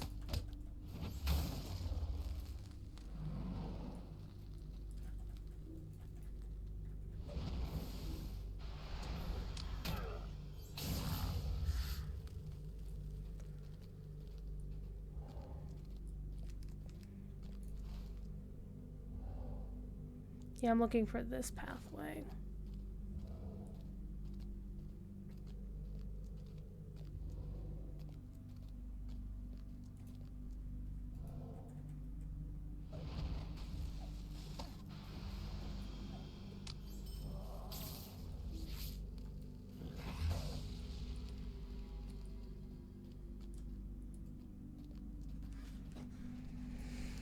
Elite mob! Oh no!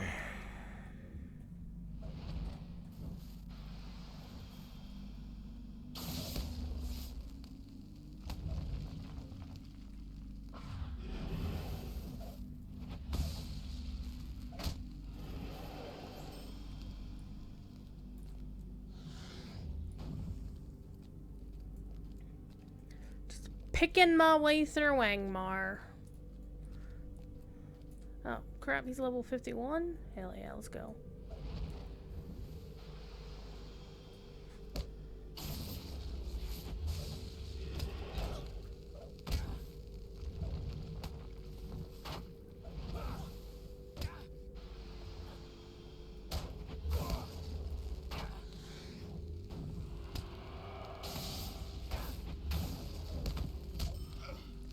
Oh, criminies.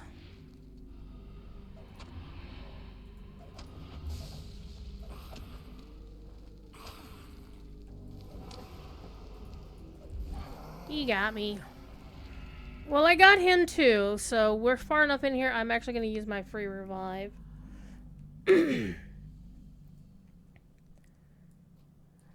Because, holy crap. Let me double check and see.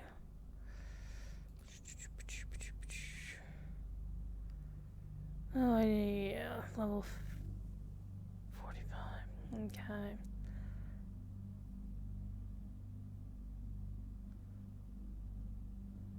That's... I don't know why it says Westgate of Might. It doesn't have Might on it at all. I'll take it. I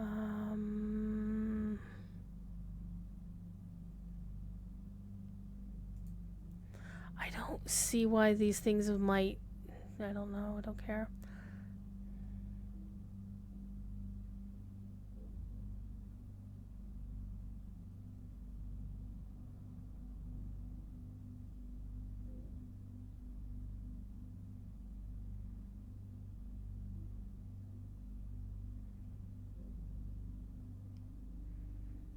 No. Alright. Let's keep going before things respawn.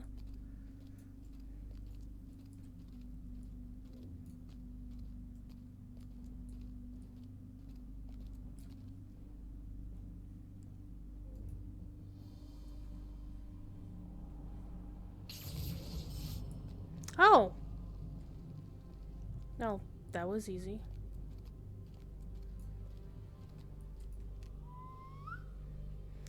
Now we're gonna see if I can just ride my way back through all these butt heads. Probably not.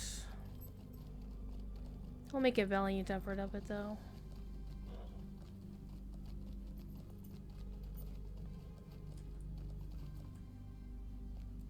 In worst case scenario, if I die, I can just retreat and it'll take me back to what's it face anyhow, so it's all good.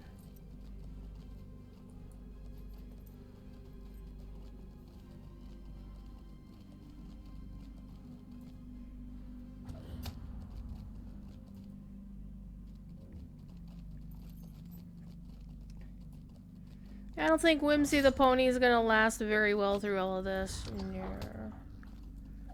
Nope. We're just gonna keep running, because that's what we do, chat. Just keep swimming. Just keep swimming. Look at that conga line behind me. That's amazing on the minimap.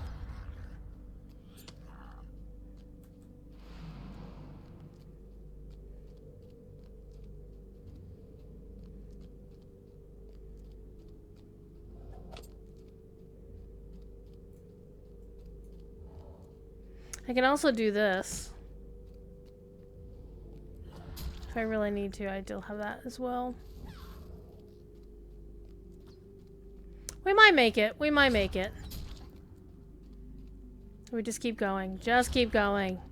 Uh-oh. I might have misspoke.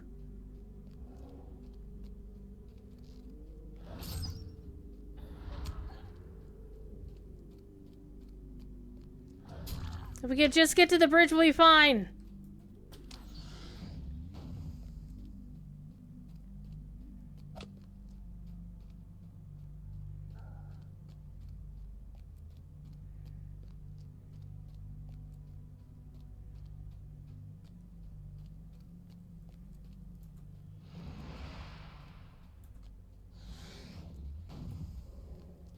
We did it!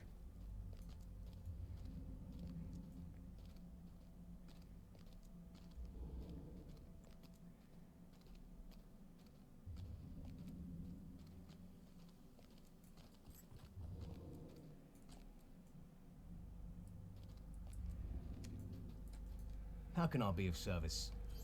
Might I take a moment of your time? Okay, that's gonna be an upgrade.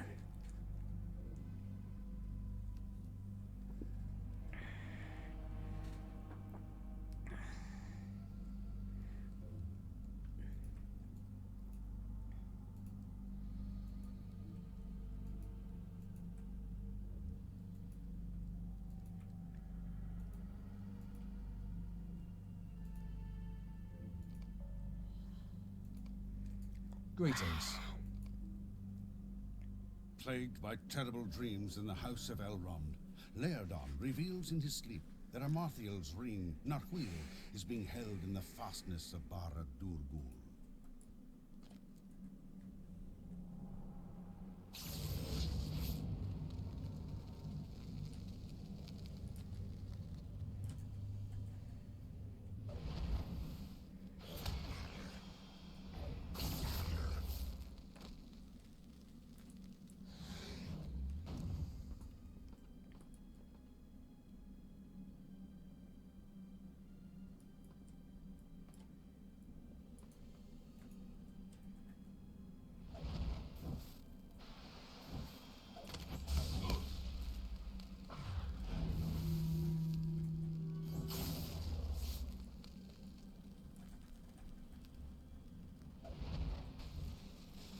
I do like the windows they have in here for sure. Those look so cool!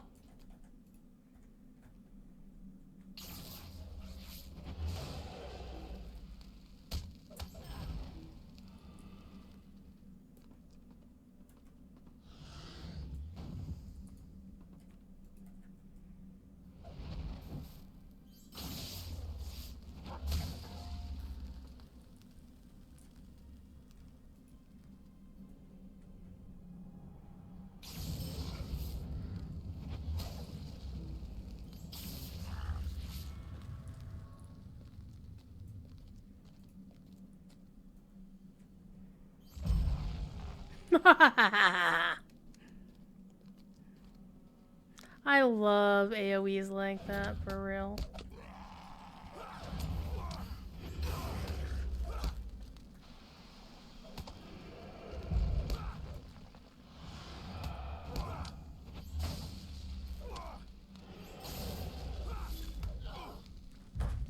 Uh-oh, my bags are full. What am I gonna do? I'm gonna take a moment to clear our bags. Oh, hello. Keep getting stuff for whatever's.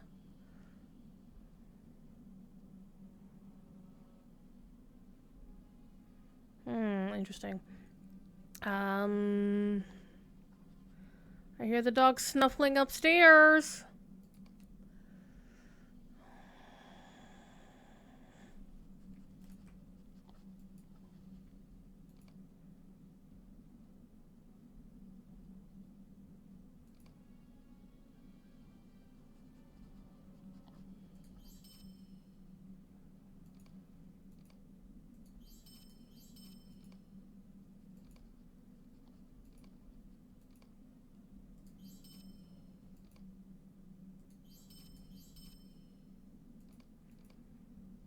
See, the thing is, I don't know if I actually want to necessarily keep any of these things just yet.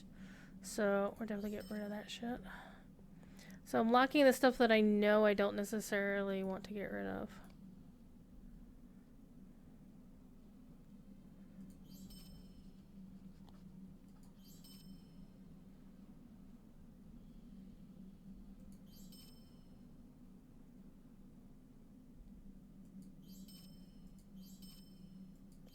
I'm not worried about doing rep items here.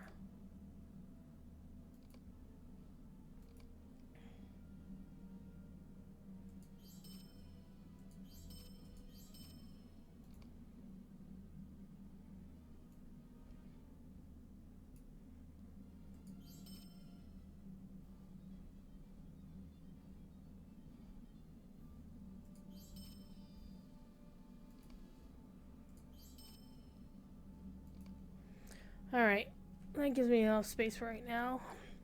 Also, let's clear what's in here.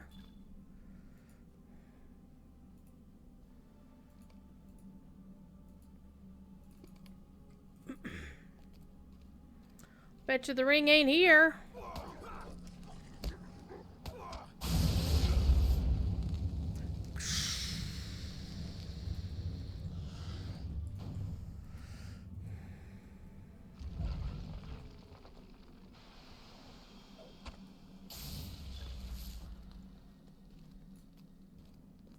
He's a bad guy.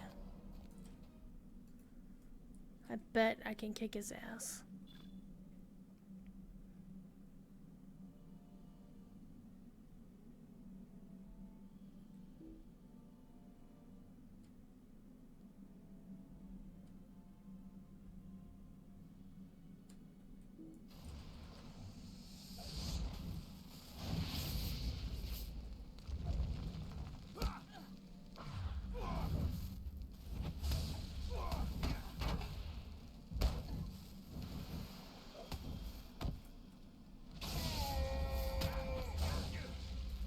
Bye. I'll bet it's not here.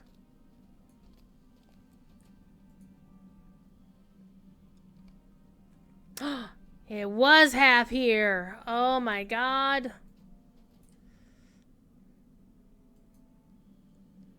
Aww. At least it gives us a way back.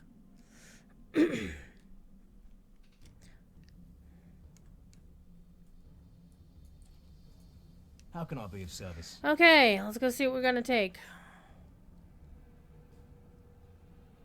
I'm gonna lose vitality and will on that one, so I don't think I want to give up the shoulders. Though the unuse is actually pretty interesting. However, it's only got it's 1 hour cooldown. Yeah. Yeah. Yeah.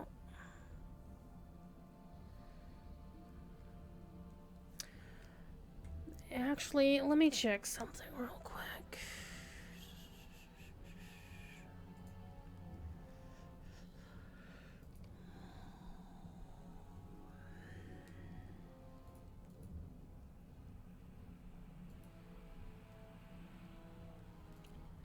Okay, so I have that kind of elf shoulder. That was a different kind.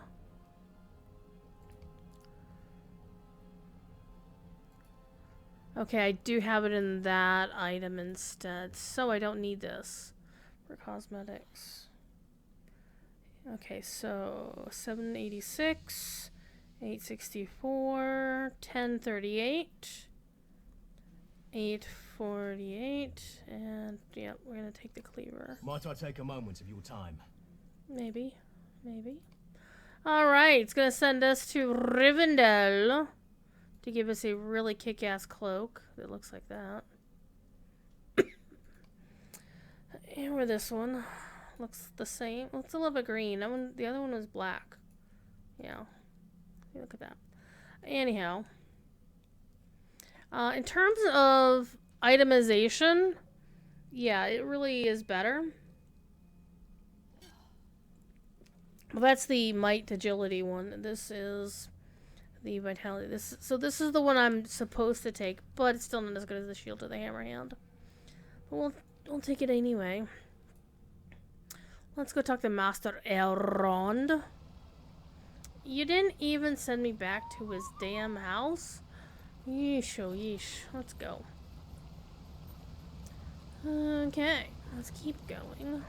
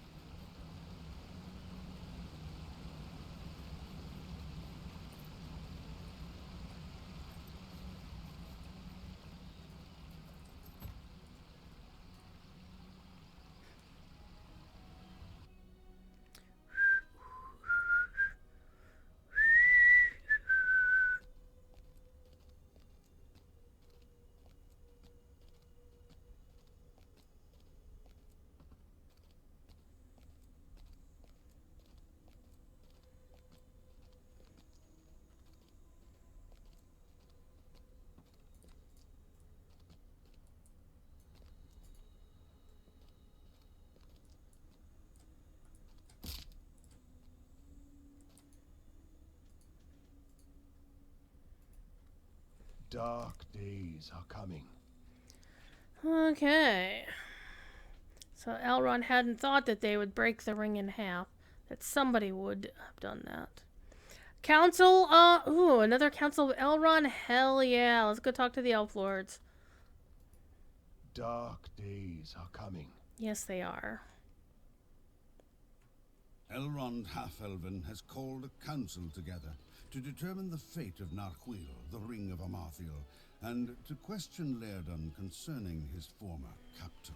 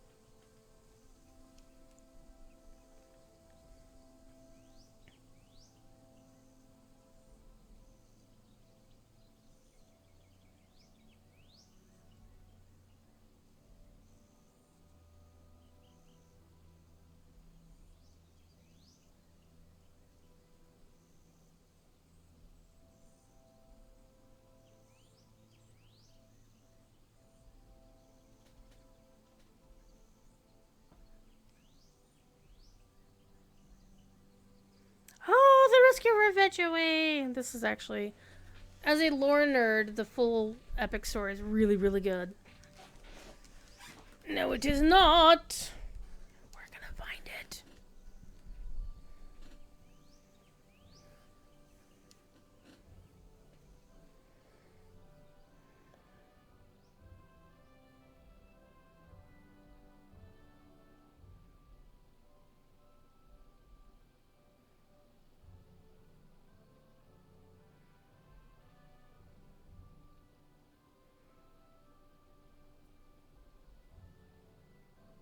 Yeah, listen to Glorfindel.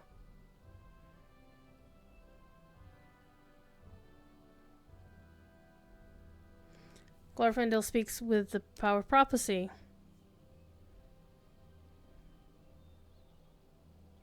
He kind of died, you know. Came back to Middle Earth, right?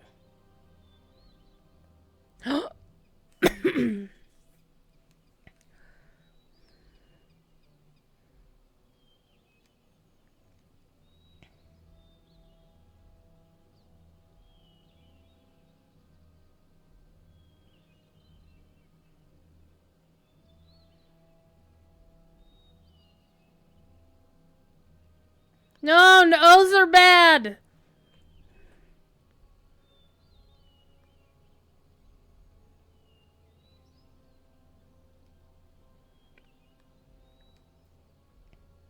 Oh, you swore on the name of Elbreth. That's gonna go very badly for you, sir.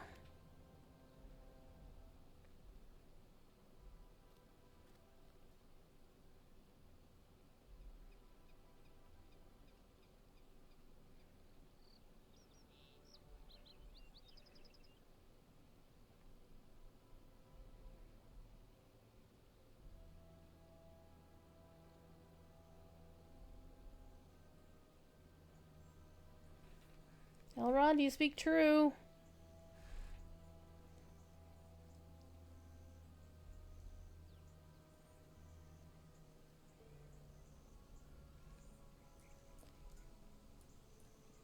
Oops, sorry, I didn't mean to stand on your table, Elrond.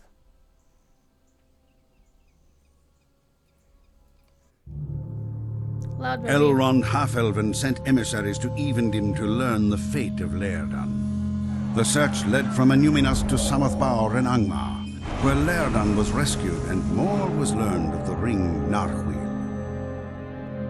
Amartheel's forces now march into the frozen wastes of Forchel, where the heroes of the free peoples must follow. I do know some folks want Forchel housing, and Scenario has indicated, not that we're getting it, but that he's had similar thoughts.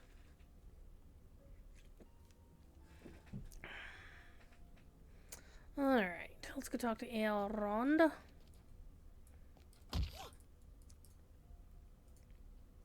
Will you lend me your aid once more? Sure. A strange fate brings Not you that. hither. Sorry. Dark days are coming. Let's go talk to Laerdan in his quarters. I bet he's not there, or if he is there, he'll send us away, and then he'll sneak off.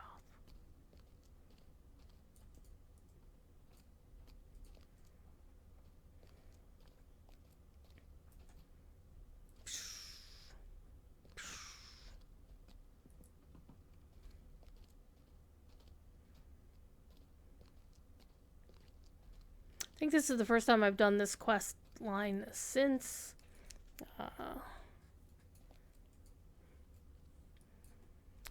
they revamped this place. We've got a thing of dread. Laerdan, chill out, bud. Megavanen. Might you spare a moment of your time? We can find Dathea Capacoda in Tower Orthon. So we're gonna go to Tinandir and then we're gonna ride north. Got a long ride ahead of us. And since I won't need these for a while, I'm gonna hide that. Remove that. Because I'm going back to Angmar for a little bit. I don't think... Thumper? Okay.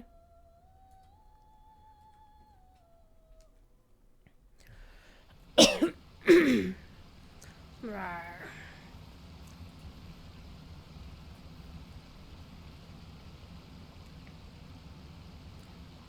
Come on, horsey.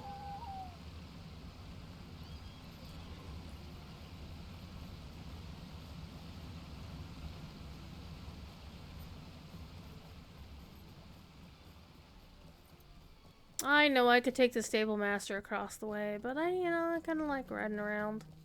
And we're going to be doing a lot of riding here in a few moments. I'm going to hop to Esteldine and then hop again to Tinandir. And then we're just going to ride north from there.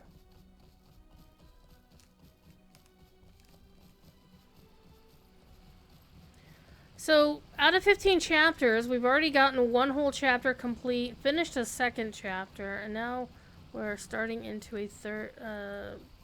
Okay, so we finished one chapter, did a whole other ass chapter, and are now working on... So, I think we're doing pretty good. I think the rate I'm going, it'll probably take me maybe one more session after today to complete the whole thing. We'll see. What do you need? What do I need? I need to go to Tinandir via Esteldine. Thank you very much.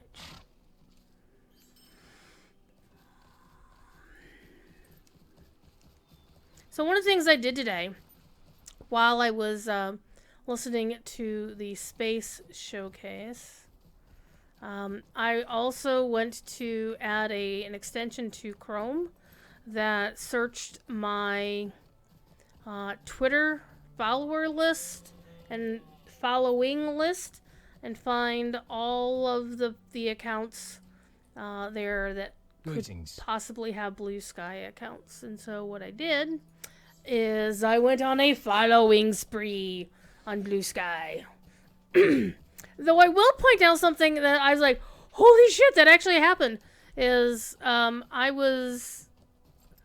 got a notification yesterday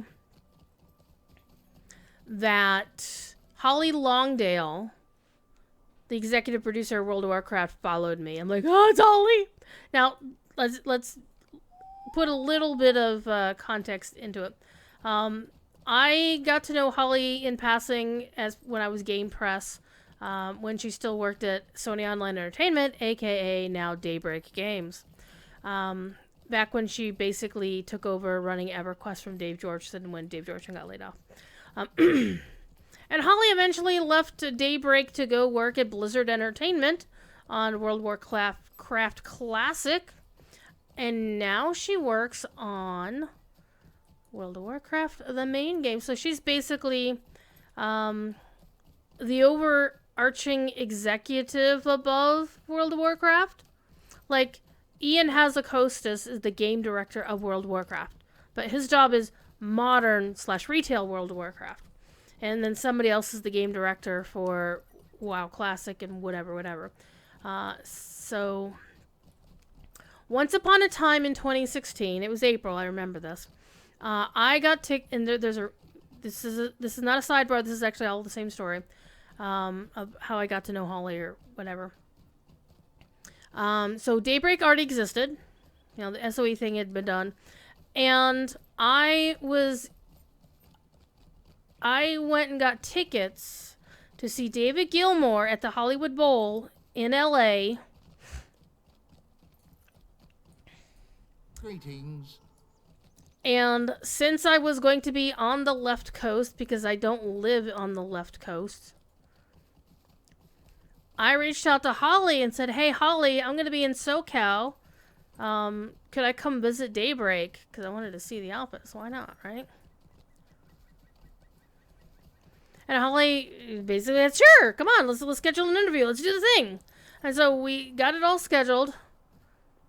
And I was going to fly from here in Ohio to San Diego. Got a rental car planned, the whole 9 yards. Everything was ready to go. And then, so I flew out. Got to Denver, because, you know, there aren't too many nonstop flights from where I live to anywhere cool. At least on my preferred airline. They don't like to do cross-country flights. They'll do, like, halfway there or whatever. They do, you know, whatever. And got to Denver. It was April. It fucking snowed. A blizzard rolled in. And so I wound up getting stuck in the airport in Denver when I could have been in San fucking Diego and having, you know, going to visit Daybreak, talk to Holly, etc., etc., etc. It didn't happen. I was very sad. However, I did manage to catch a flight out to LAX. Never fly into LAX if you can ever avoid it, but, you know, I was desperate to at least get to the concert that I had spent a shit ton of money on. Because I actually bought tickets for two separate shows. Like, they had like he was playing there 2 nights. So I got tickets for both nights. So the first night I got one out in the bowl because you have to, the Hollywood Bowl, come on. If you watch old Bugs Bunny cartoons, the Hollywood Bowl, right?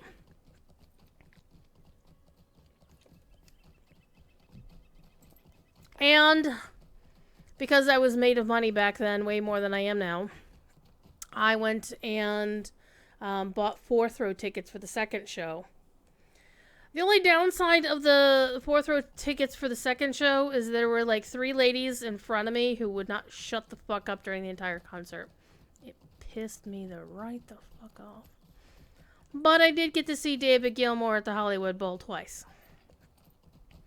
And what was really cool about that adventure was that a whole bunch of folks that I knew from Gilmour's fandom who used to hang out on a blog that he himself never visited or read or anything. It was just somebody running it from his PR team. As we all got together and hung out, and it was so much fun. Some good people. And sadly, not all of them are with us anymore. I heard that one of them recently passed away. It's very sad. He was an older gentleman, so not horribly surprising, but still. Very sad. Raise one out to Thomas O'Connell.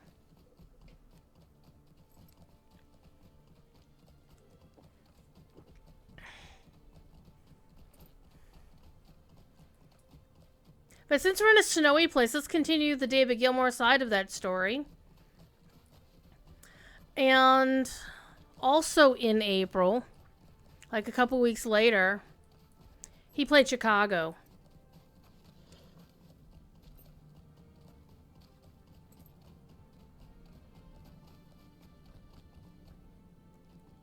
It wasn't quite a blizzard that time around. It was an ice storm. And no, I didn't fly to Chicago. I generally, if I'm going to Chicago, I'm going to drive. Because it's like a 6-hour drive. Which for me isn't that bad, honestly. My usual, if I'm going on a road trip, I'm driving to Boston to go to PAX. And that's like a 13, 14-hour trip. Longer on the way back because I'm generally exhausted. So I take lots of stops and rests and whatnot. Then I stop at Court's house to pet his cat. When he lets me. Like, hey, Cord, can I come over and pet the floof on the way home from PAX? He's like, okay.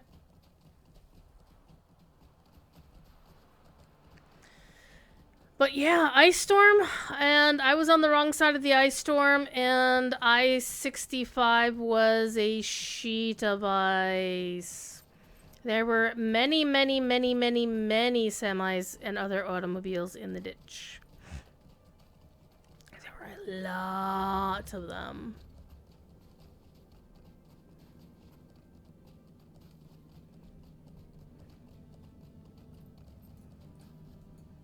My Cody is your Cody. Isn't it, though? Okay, we need to find Dorothy. Where's Dorothy? Did I just run past Dorothy?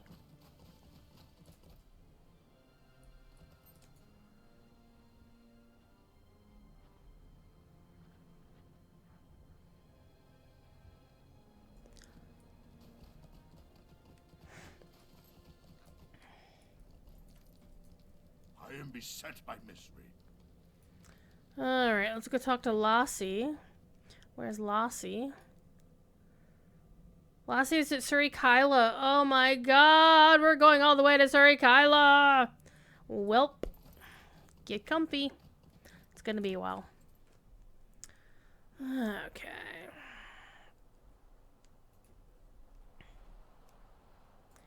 So, yeah, there's long story times. Slurry caca? Well, if your caca is a slurry, you might want to check your fiber intake. I'm just saying.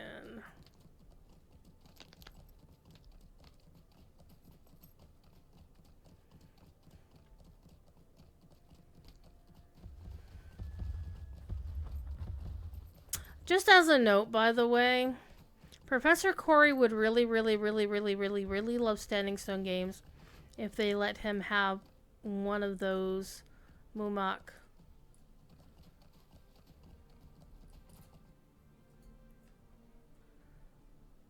He wants a Mumak mount so badly. There are two things he wants out of Lotro besides, you know, keep it on what they're doing right now, right?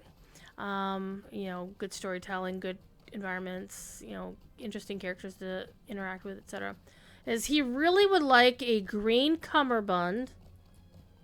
Okay, green cummerbund in the Corsair's Voombar kind of fashion. And the other thing is a Mumak mount of some kind.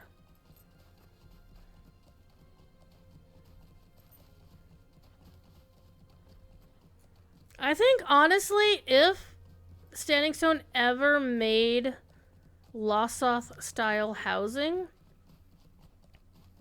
in some distant future or something like that, that we should get Mumak mounts to go along with it. Like, make it a supporter pack. Make it a fucking supporter pack so people have to pay for it, right? Because that would justify the development cost of having their animator do that, right?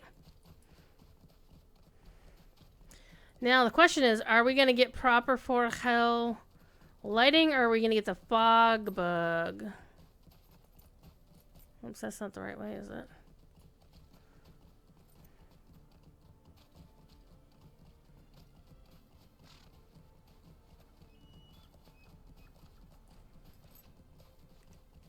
Hi, Scamper Cat. Hi, Mama Cat.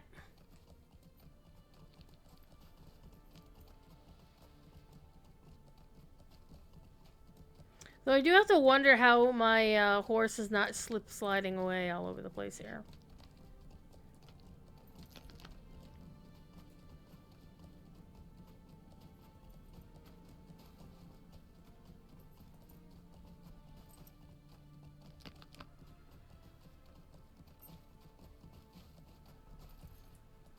What time of day is it here in Porchel? It's noon. If it were noon, though, my character's shadow should not necessarily be... Oh, maybe. I don't know. You keep hearing random cat noises? Or random thiefy kit noises? I'm hearing random crackings of ice.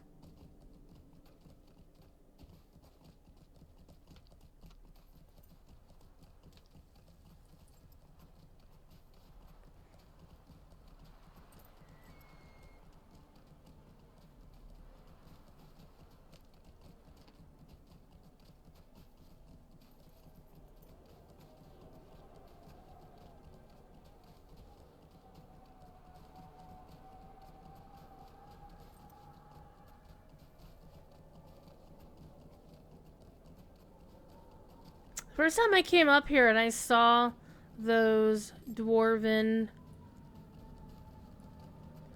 ruins, I'm like, dwarves? Question mark? Where's the Gorodine?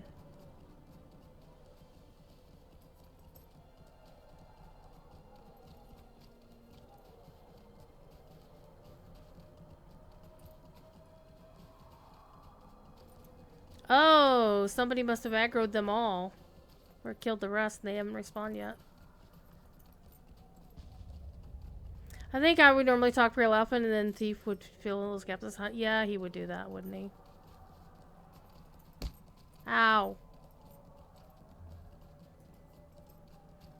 Yeah, jerk.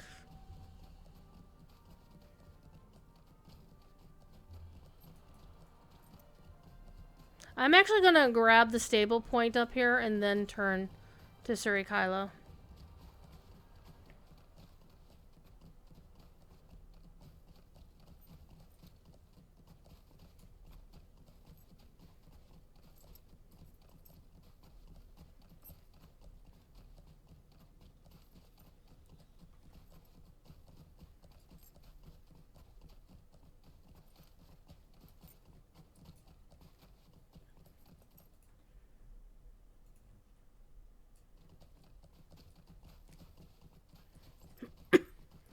Though, out of the clan of kitties, most of them are pretty quiet.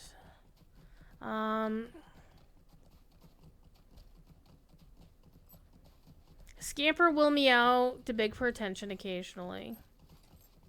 Or when she wants food. Or when she thinks I'm going to give her food. Welcome to Leviras.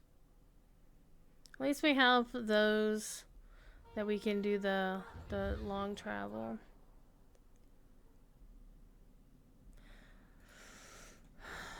I'm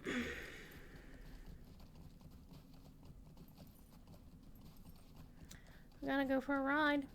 Of the others, though, I have heard meowing out in the living room when I'm streaming occasionally, or when I'm working, or whenever. And it's not food related.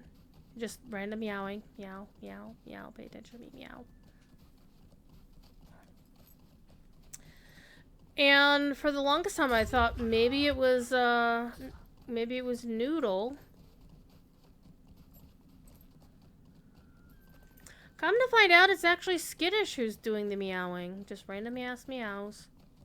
So she's talking, And it's not like the chatter that cats will do to birds or squirrels or whatever, where they see outside. And actually, that's something I didn't have a chance to grab my camera for it, or my phone, to take a picture. But yesterday, all 4 kitties were out in the living room, sitting at the big long window, looking out with their tails behind them. They weren't chattering. They don't chatter. I haven't noticed them really chattering at anything. And they were just staring fixedly at something that was in the bush that's in front of the window.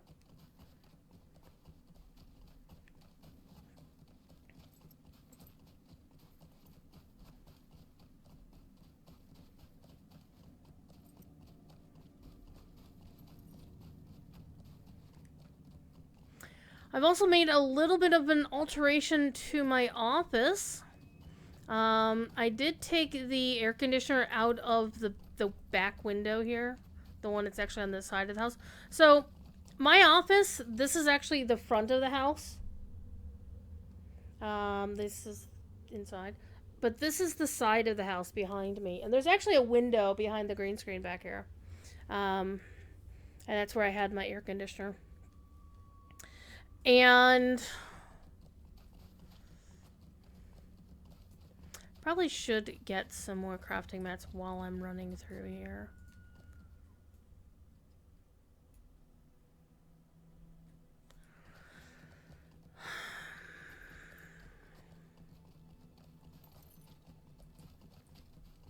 However, I also have a table along the wall. Like, my computer desk goes like from the front of the house toward the door. The door is actually right there. Right there at the end of my table. And I have another exact same kind of table behind the green screen that is basically kind of like, okay, it's kind of like a junk drawer.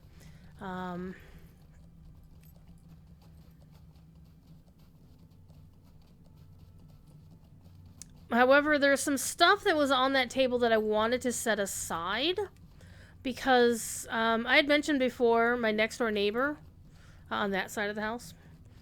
He just was liquidating his office because he's retiring. And he just up and gave me a couple, like one of his desktop computers and one of his laptops. I still need to figure out what's up with the laptop and reinstall its hard drive. And because he gave me the wiped hard drive and whatnot. Someday, Ironspan, someday we'll get to go to Angmar that away. But that is not this day.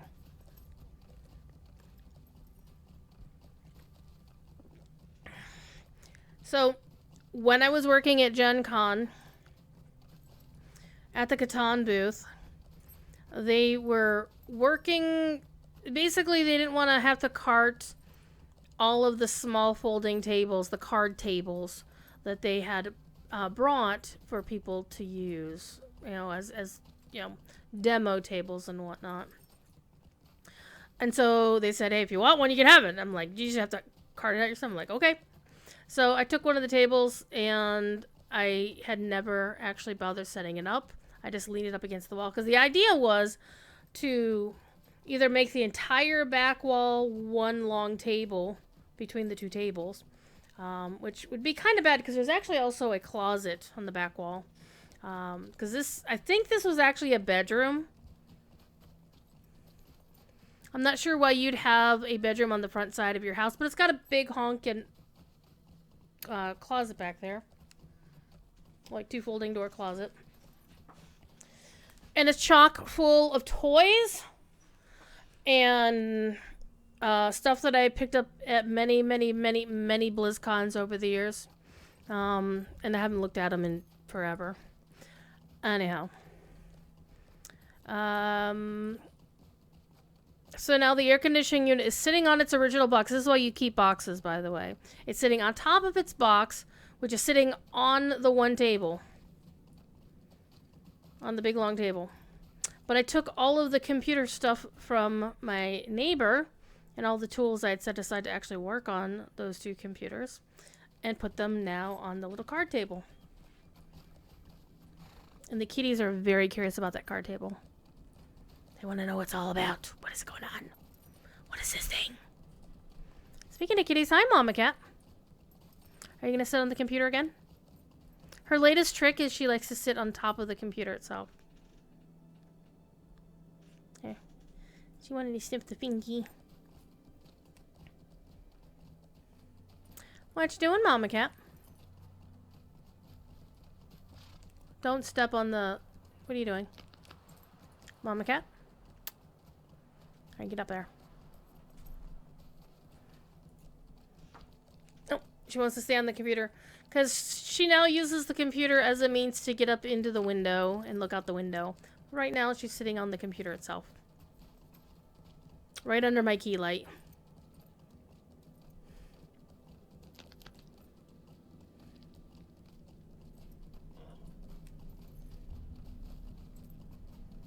Alright, let's get our stable master.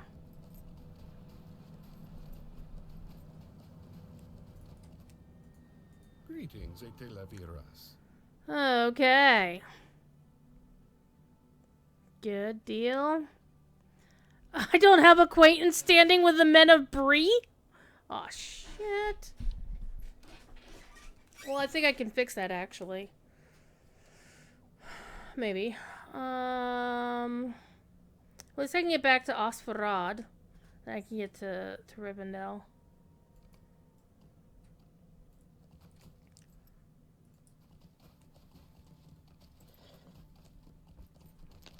Hi, Scamper.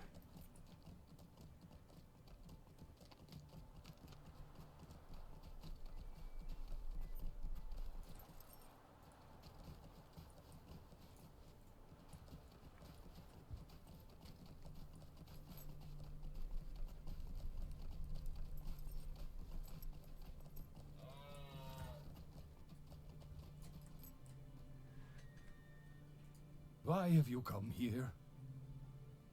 Shadows fall upon us out of Angmar. Shadows in Angmar. Okay. The Lumiveki are troubled. There are fell voices on the wind. Shadows fall This is the upon one us out of everybody Angmar. messes up. The favor of wisdom.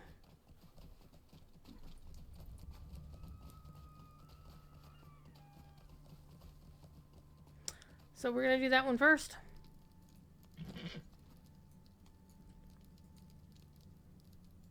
The winter wind speaks your name.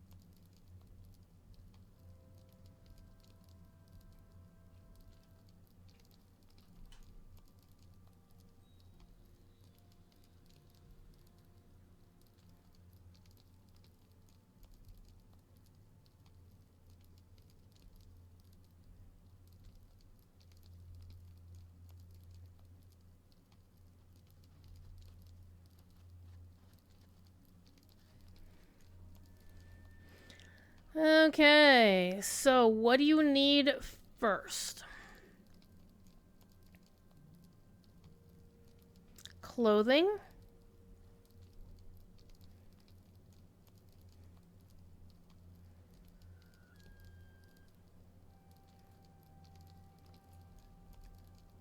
Water.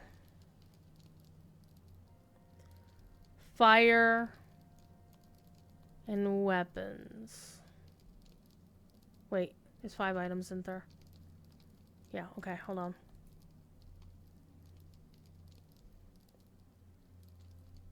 Clothing.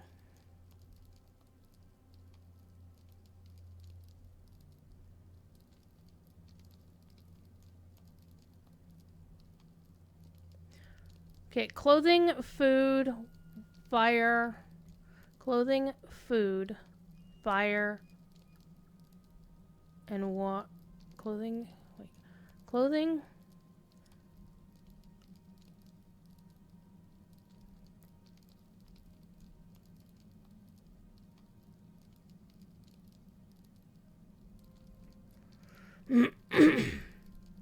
Okay.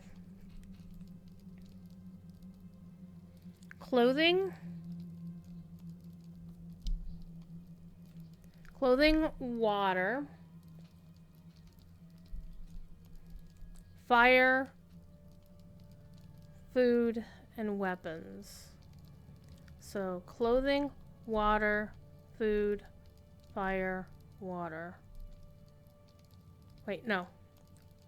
Fire is...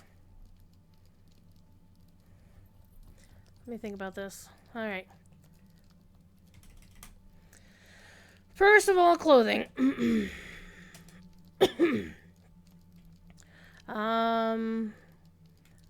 Water. Fire. Food. Weapons. Okay. I think that's it. Let's see if I'm right. Alright, clothing.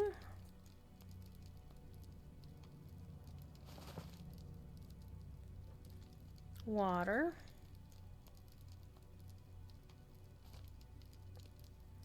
Fire.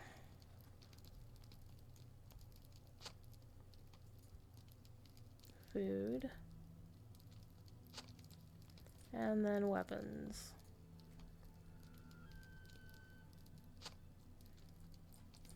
It's a logic puzzle. May I be of help to you? Okay, we did it. Let's go talk to... I believe I saw Cinny. Wait, Emily's over this way? We'll go talk to Emily.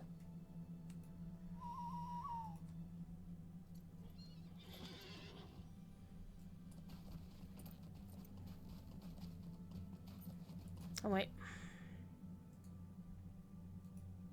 Nope, they're both this way. Durr.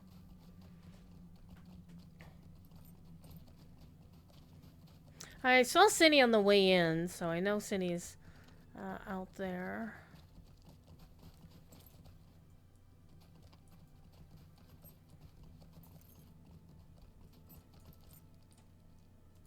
How can we hunt in ice storms? Alright, let's go fight the Frostwood Arms. Let's get Cindy's quest while we're here, too. The shadows in Angmar have been stirred against us.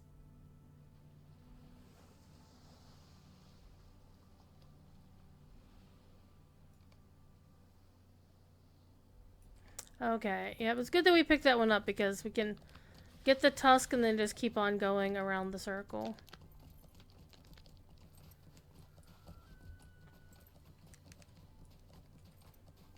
Apparently it's time to wash.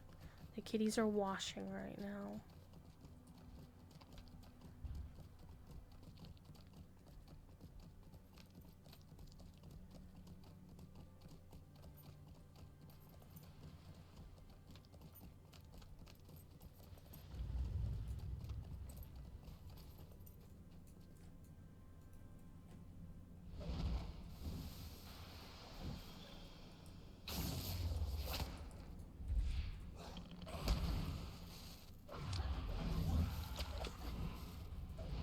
Yeah, we gonna die.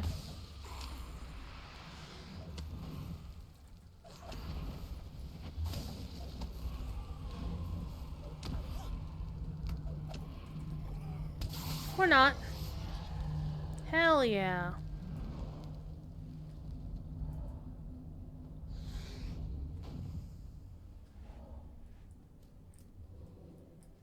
That was not bad. Not bad.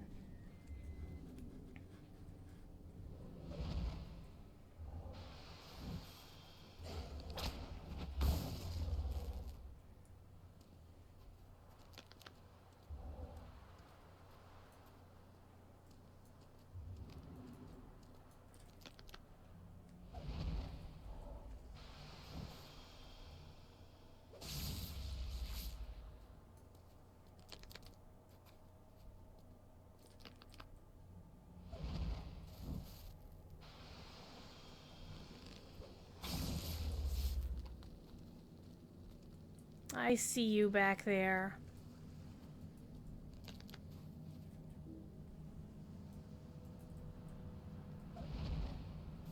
Okay, that was not exactly what I intended to have happen.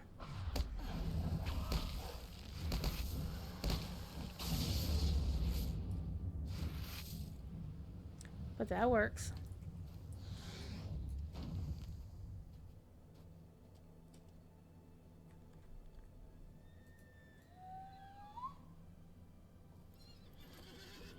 Alright, and yeah, can't get back up from there. So we're gonna cut back here and go around to the frost grims.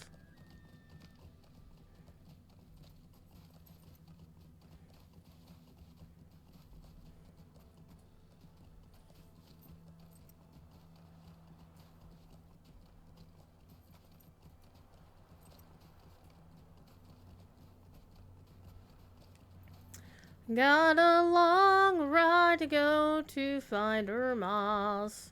We've got a long ride to go to find the Urmas.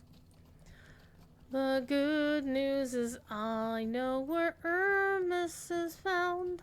So we'll find Urmas today. Alright, time to get back up on the main path. Oh, this is kind of grody. That's kind of really grody. Alrighty. I don't remember this way. I remember these guys, but okay, whatever. We're just gonna go sliding down the mountain today.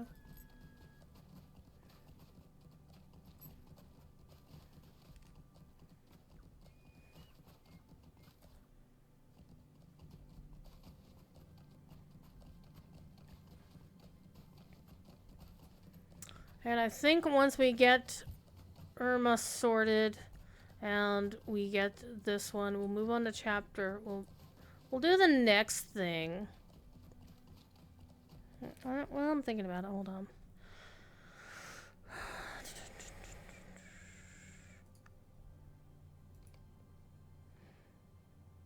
There is the Men of Bree items.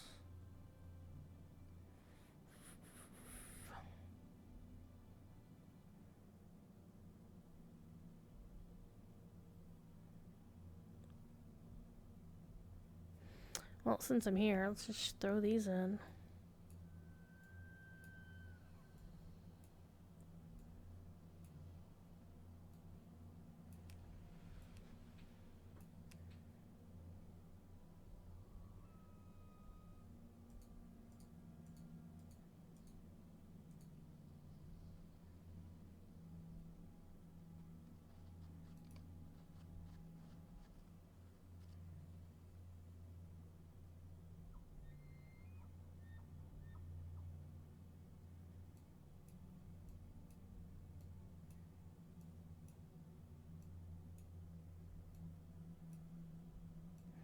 Throwing crafting mats in.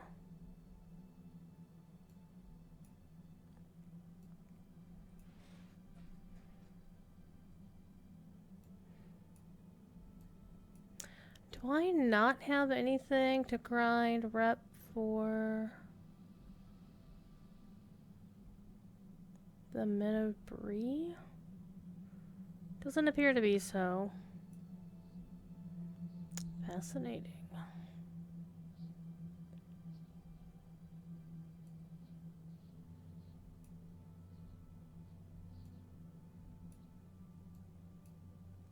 Do a little bit of inventory management here real quick. It's pretty. Look at all that free space I now have. Alright, let's keep going. Hi, Skittish. What are you doing, kid?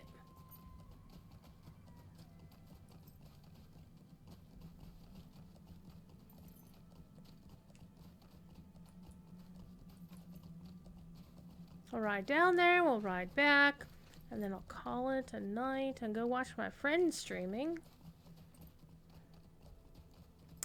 Tomorrow night, I will be on DDO stream doing my official DDO show.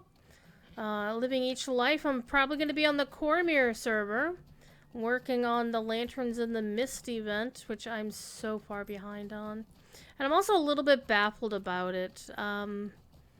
Because one of the mechanics that's different, I mean, the mists appearing, you first of all have to have a lantern equipped, and the lantern is part of the mechanic. Is if you don't have a lantern equipped, then the mist stalkers can't appear. But the appearance is very much like how they appear in, how the the lesser wraiths appear in Lotro, right?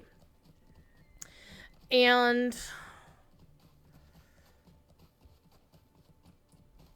the other main difference is when you defeat the Mist Stalker, you have to be within a certain level. There's a level requirement, and some of the Mist Stalkers are worse than others. They are what they are. I don't think he's up there, is he? He might be, or he might be around the corner up here. I'm trying to remember where I don't think he might actually be up there. I might have to run back around again, but I'm going to hit this first. Or he's around this particular corner. So these lanterns have a durability that as you kill things, I was right, it's actually down here, then the durability of your lantern goes up. It depends on the level difference, you know, what experience gain, etc., etc. That's all I gotta do is... Oh, Jesus. Just found the guy? Hi, look at the dwarf stuff.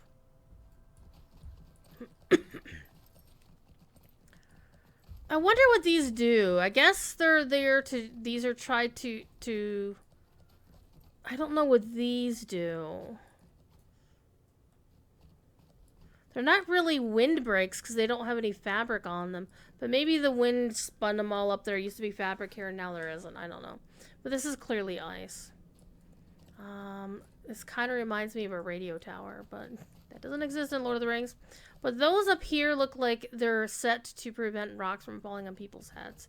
But even so, having just a few strips of fabric doesn't seem like it would do a hell of a lot, right?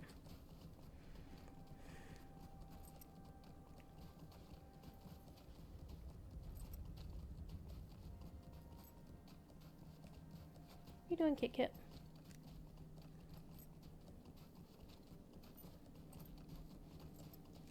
So, back to how the other event works.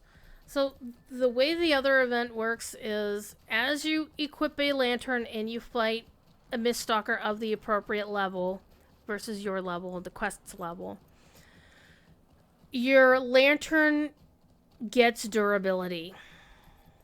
And once your lantern is completely full, you can then turn it into the NPC and you get a reward for your entire account.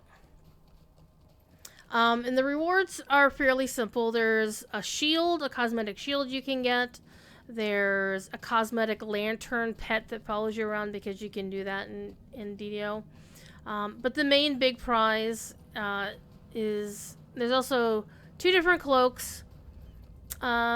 And the main prize is a saber-tooth cat mount. It's really cool. Not like, saber-tooth cat. More like a saber-tooth lynx or something. It doesn't have a long... It's not like a puma. A mountain lion kind of cat. It's more of a lynx or a bobcat kind of cat. The short and stubby kind of big cat.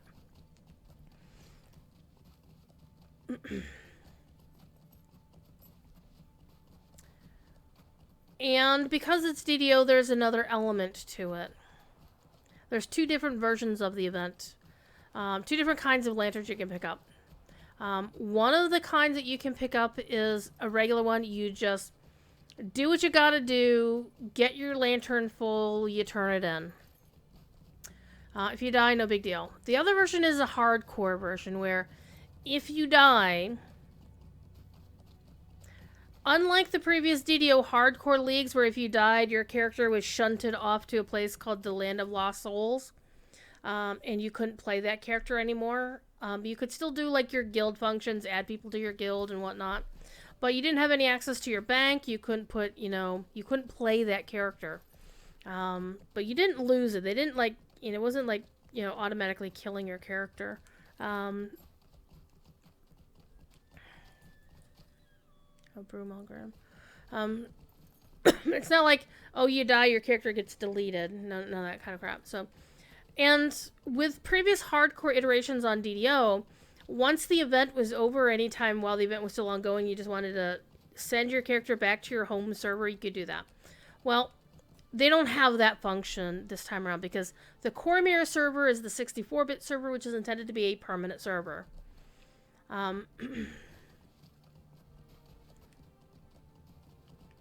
So, the only thing about the hardcore lanterns is if you die, you just have to start over again. You can still play that character, but you're going to have to start a new character to do a new run at level 1. Or what you could do with your existing character, because DDO does have a reincarnation thing, is you could take your character to the appropriate level to where you can reincarnate them and get them a past life or two. And when they start at level 1 again, they can pick up the lantern and go from there. And start another hardcore run. But with the lag issues, I don't think anybody's gotten the hardcore. And the main difference between the hardcore rewards and the non-hardcore is there's a little skull icon on them. It's kind of actually hard to see. So, for me, there was no big difference. Not enough of a difference that I'd even want to bother with hardcore. But with the lag, absolutely fucking not. The lag and disconnect issues? No. Angmar have been stirred against us. Okay, let's go talk to the boss.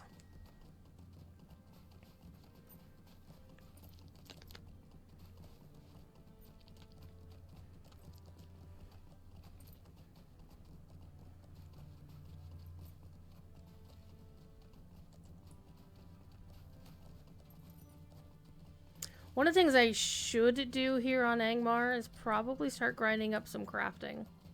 But since it's going to be so soon until we get Moria, I might just wait and just go from there. Hey, look! Ah, we're in here!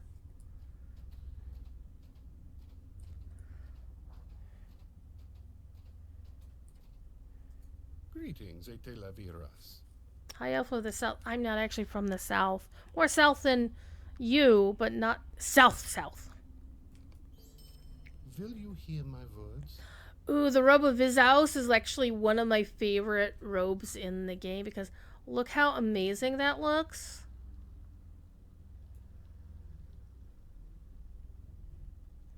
And it dyes so well. Look at that. That is just so gorgeous. It takes the dyes very well. The gray one is okay. Purple. The Rivendell green is pretty good. Crimson. Look how toasty that looks. It just looks so good. Even some of the less common colors look really good with it.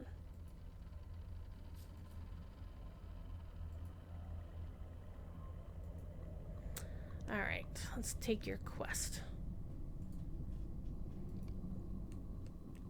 Hello and welcome. The chieftain of Surikile desires to aid Surikila. the free peoples of the I would say south in their hunt Surikila. for Narhuil, the ring of Amarthiel.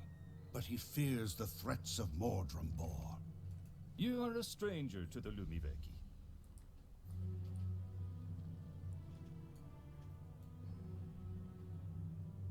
And I love the skies here in Fort Hill.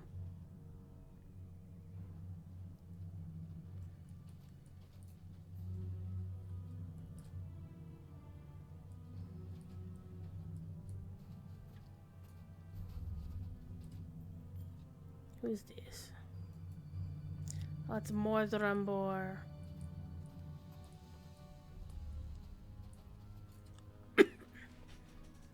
He does not have good customer service skills. He's a Karen. I want to speak to the manager.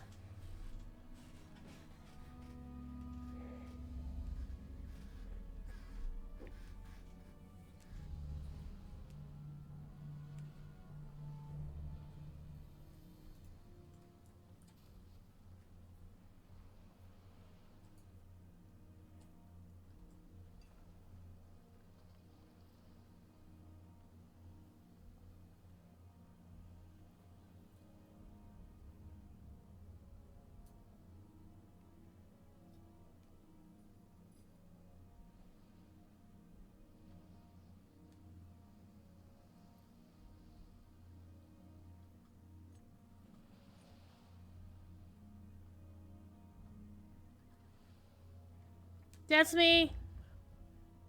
I'm the enemy of Angmar.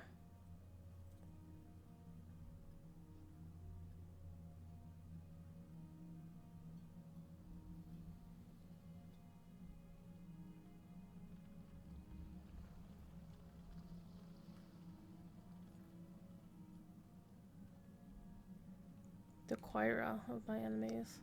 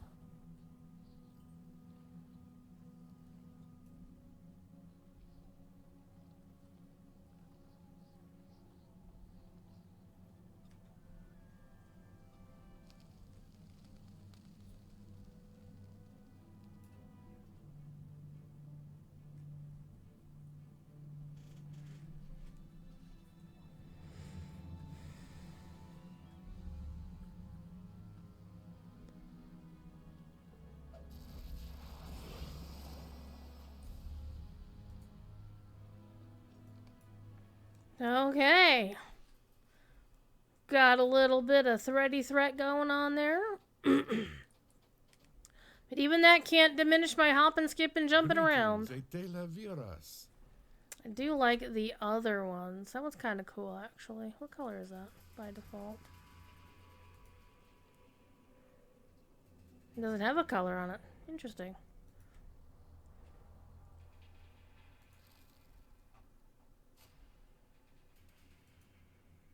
That one doesn't die very well. That one dies better. But the robe is best of all, which was what we're going to take because it'll be a big upgrade. So why the hell does it have agility on it? I think that's supposed to be +9 vitality, I'm thinking. We'll take it. The Lumiveki could use your assistance. Assyria dwells outside. It does not fear the Lord of the Storms. At Nakikola, northwest of Kuriliri. We know her. We'll talk to her. But we'll talk to her at another time because I got places to be. Things to do. However, one thing I am going to do first is I'm going to put that robe in my wardrobe. It's the place for robes. You got to ward them. Plop that right in there. And then we're going to equip it. Hooray. Alright. It's time for me to get the hell out of here. It is time for me to go play video games. I'm probably going to switch over to something else for the rest of the night. But I will be on DDO stream tomorrow, so I'll definitely be playing DDO. And yeah, I think I need to talk to Cordo because a lot of people are trying to talk him into doing his D&D session again, and he used to do that Sundays at 7, which is fine, except that means I'll probably have to push my show back an hour, but I don't, it depends. I'll have to talk to him about it and see what he wants to do. If he's going to at all, I don't know. Thanks for being here, Igneous. Thanks for everybody else hanging out. Kevin with the resub as well. So yeah, we had a hype train today, which is pretty cool. Because I don't get hype trains that often, unfortunately. It is what it is. Anyway, you know the drill. Be good. Pet your cat, Igneous, for me, please. I hope she's doing well. And if you can't be good at it. And I'm going to turn the sound down so you don't have to listen to this while I'm doing my outro. So, yeah. I'll talk to you later. Bye now.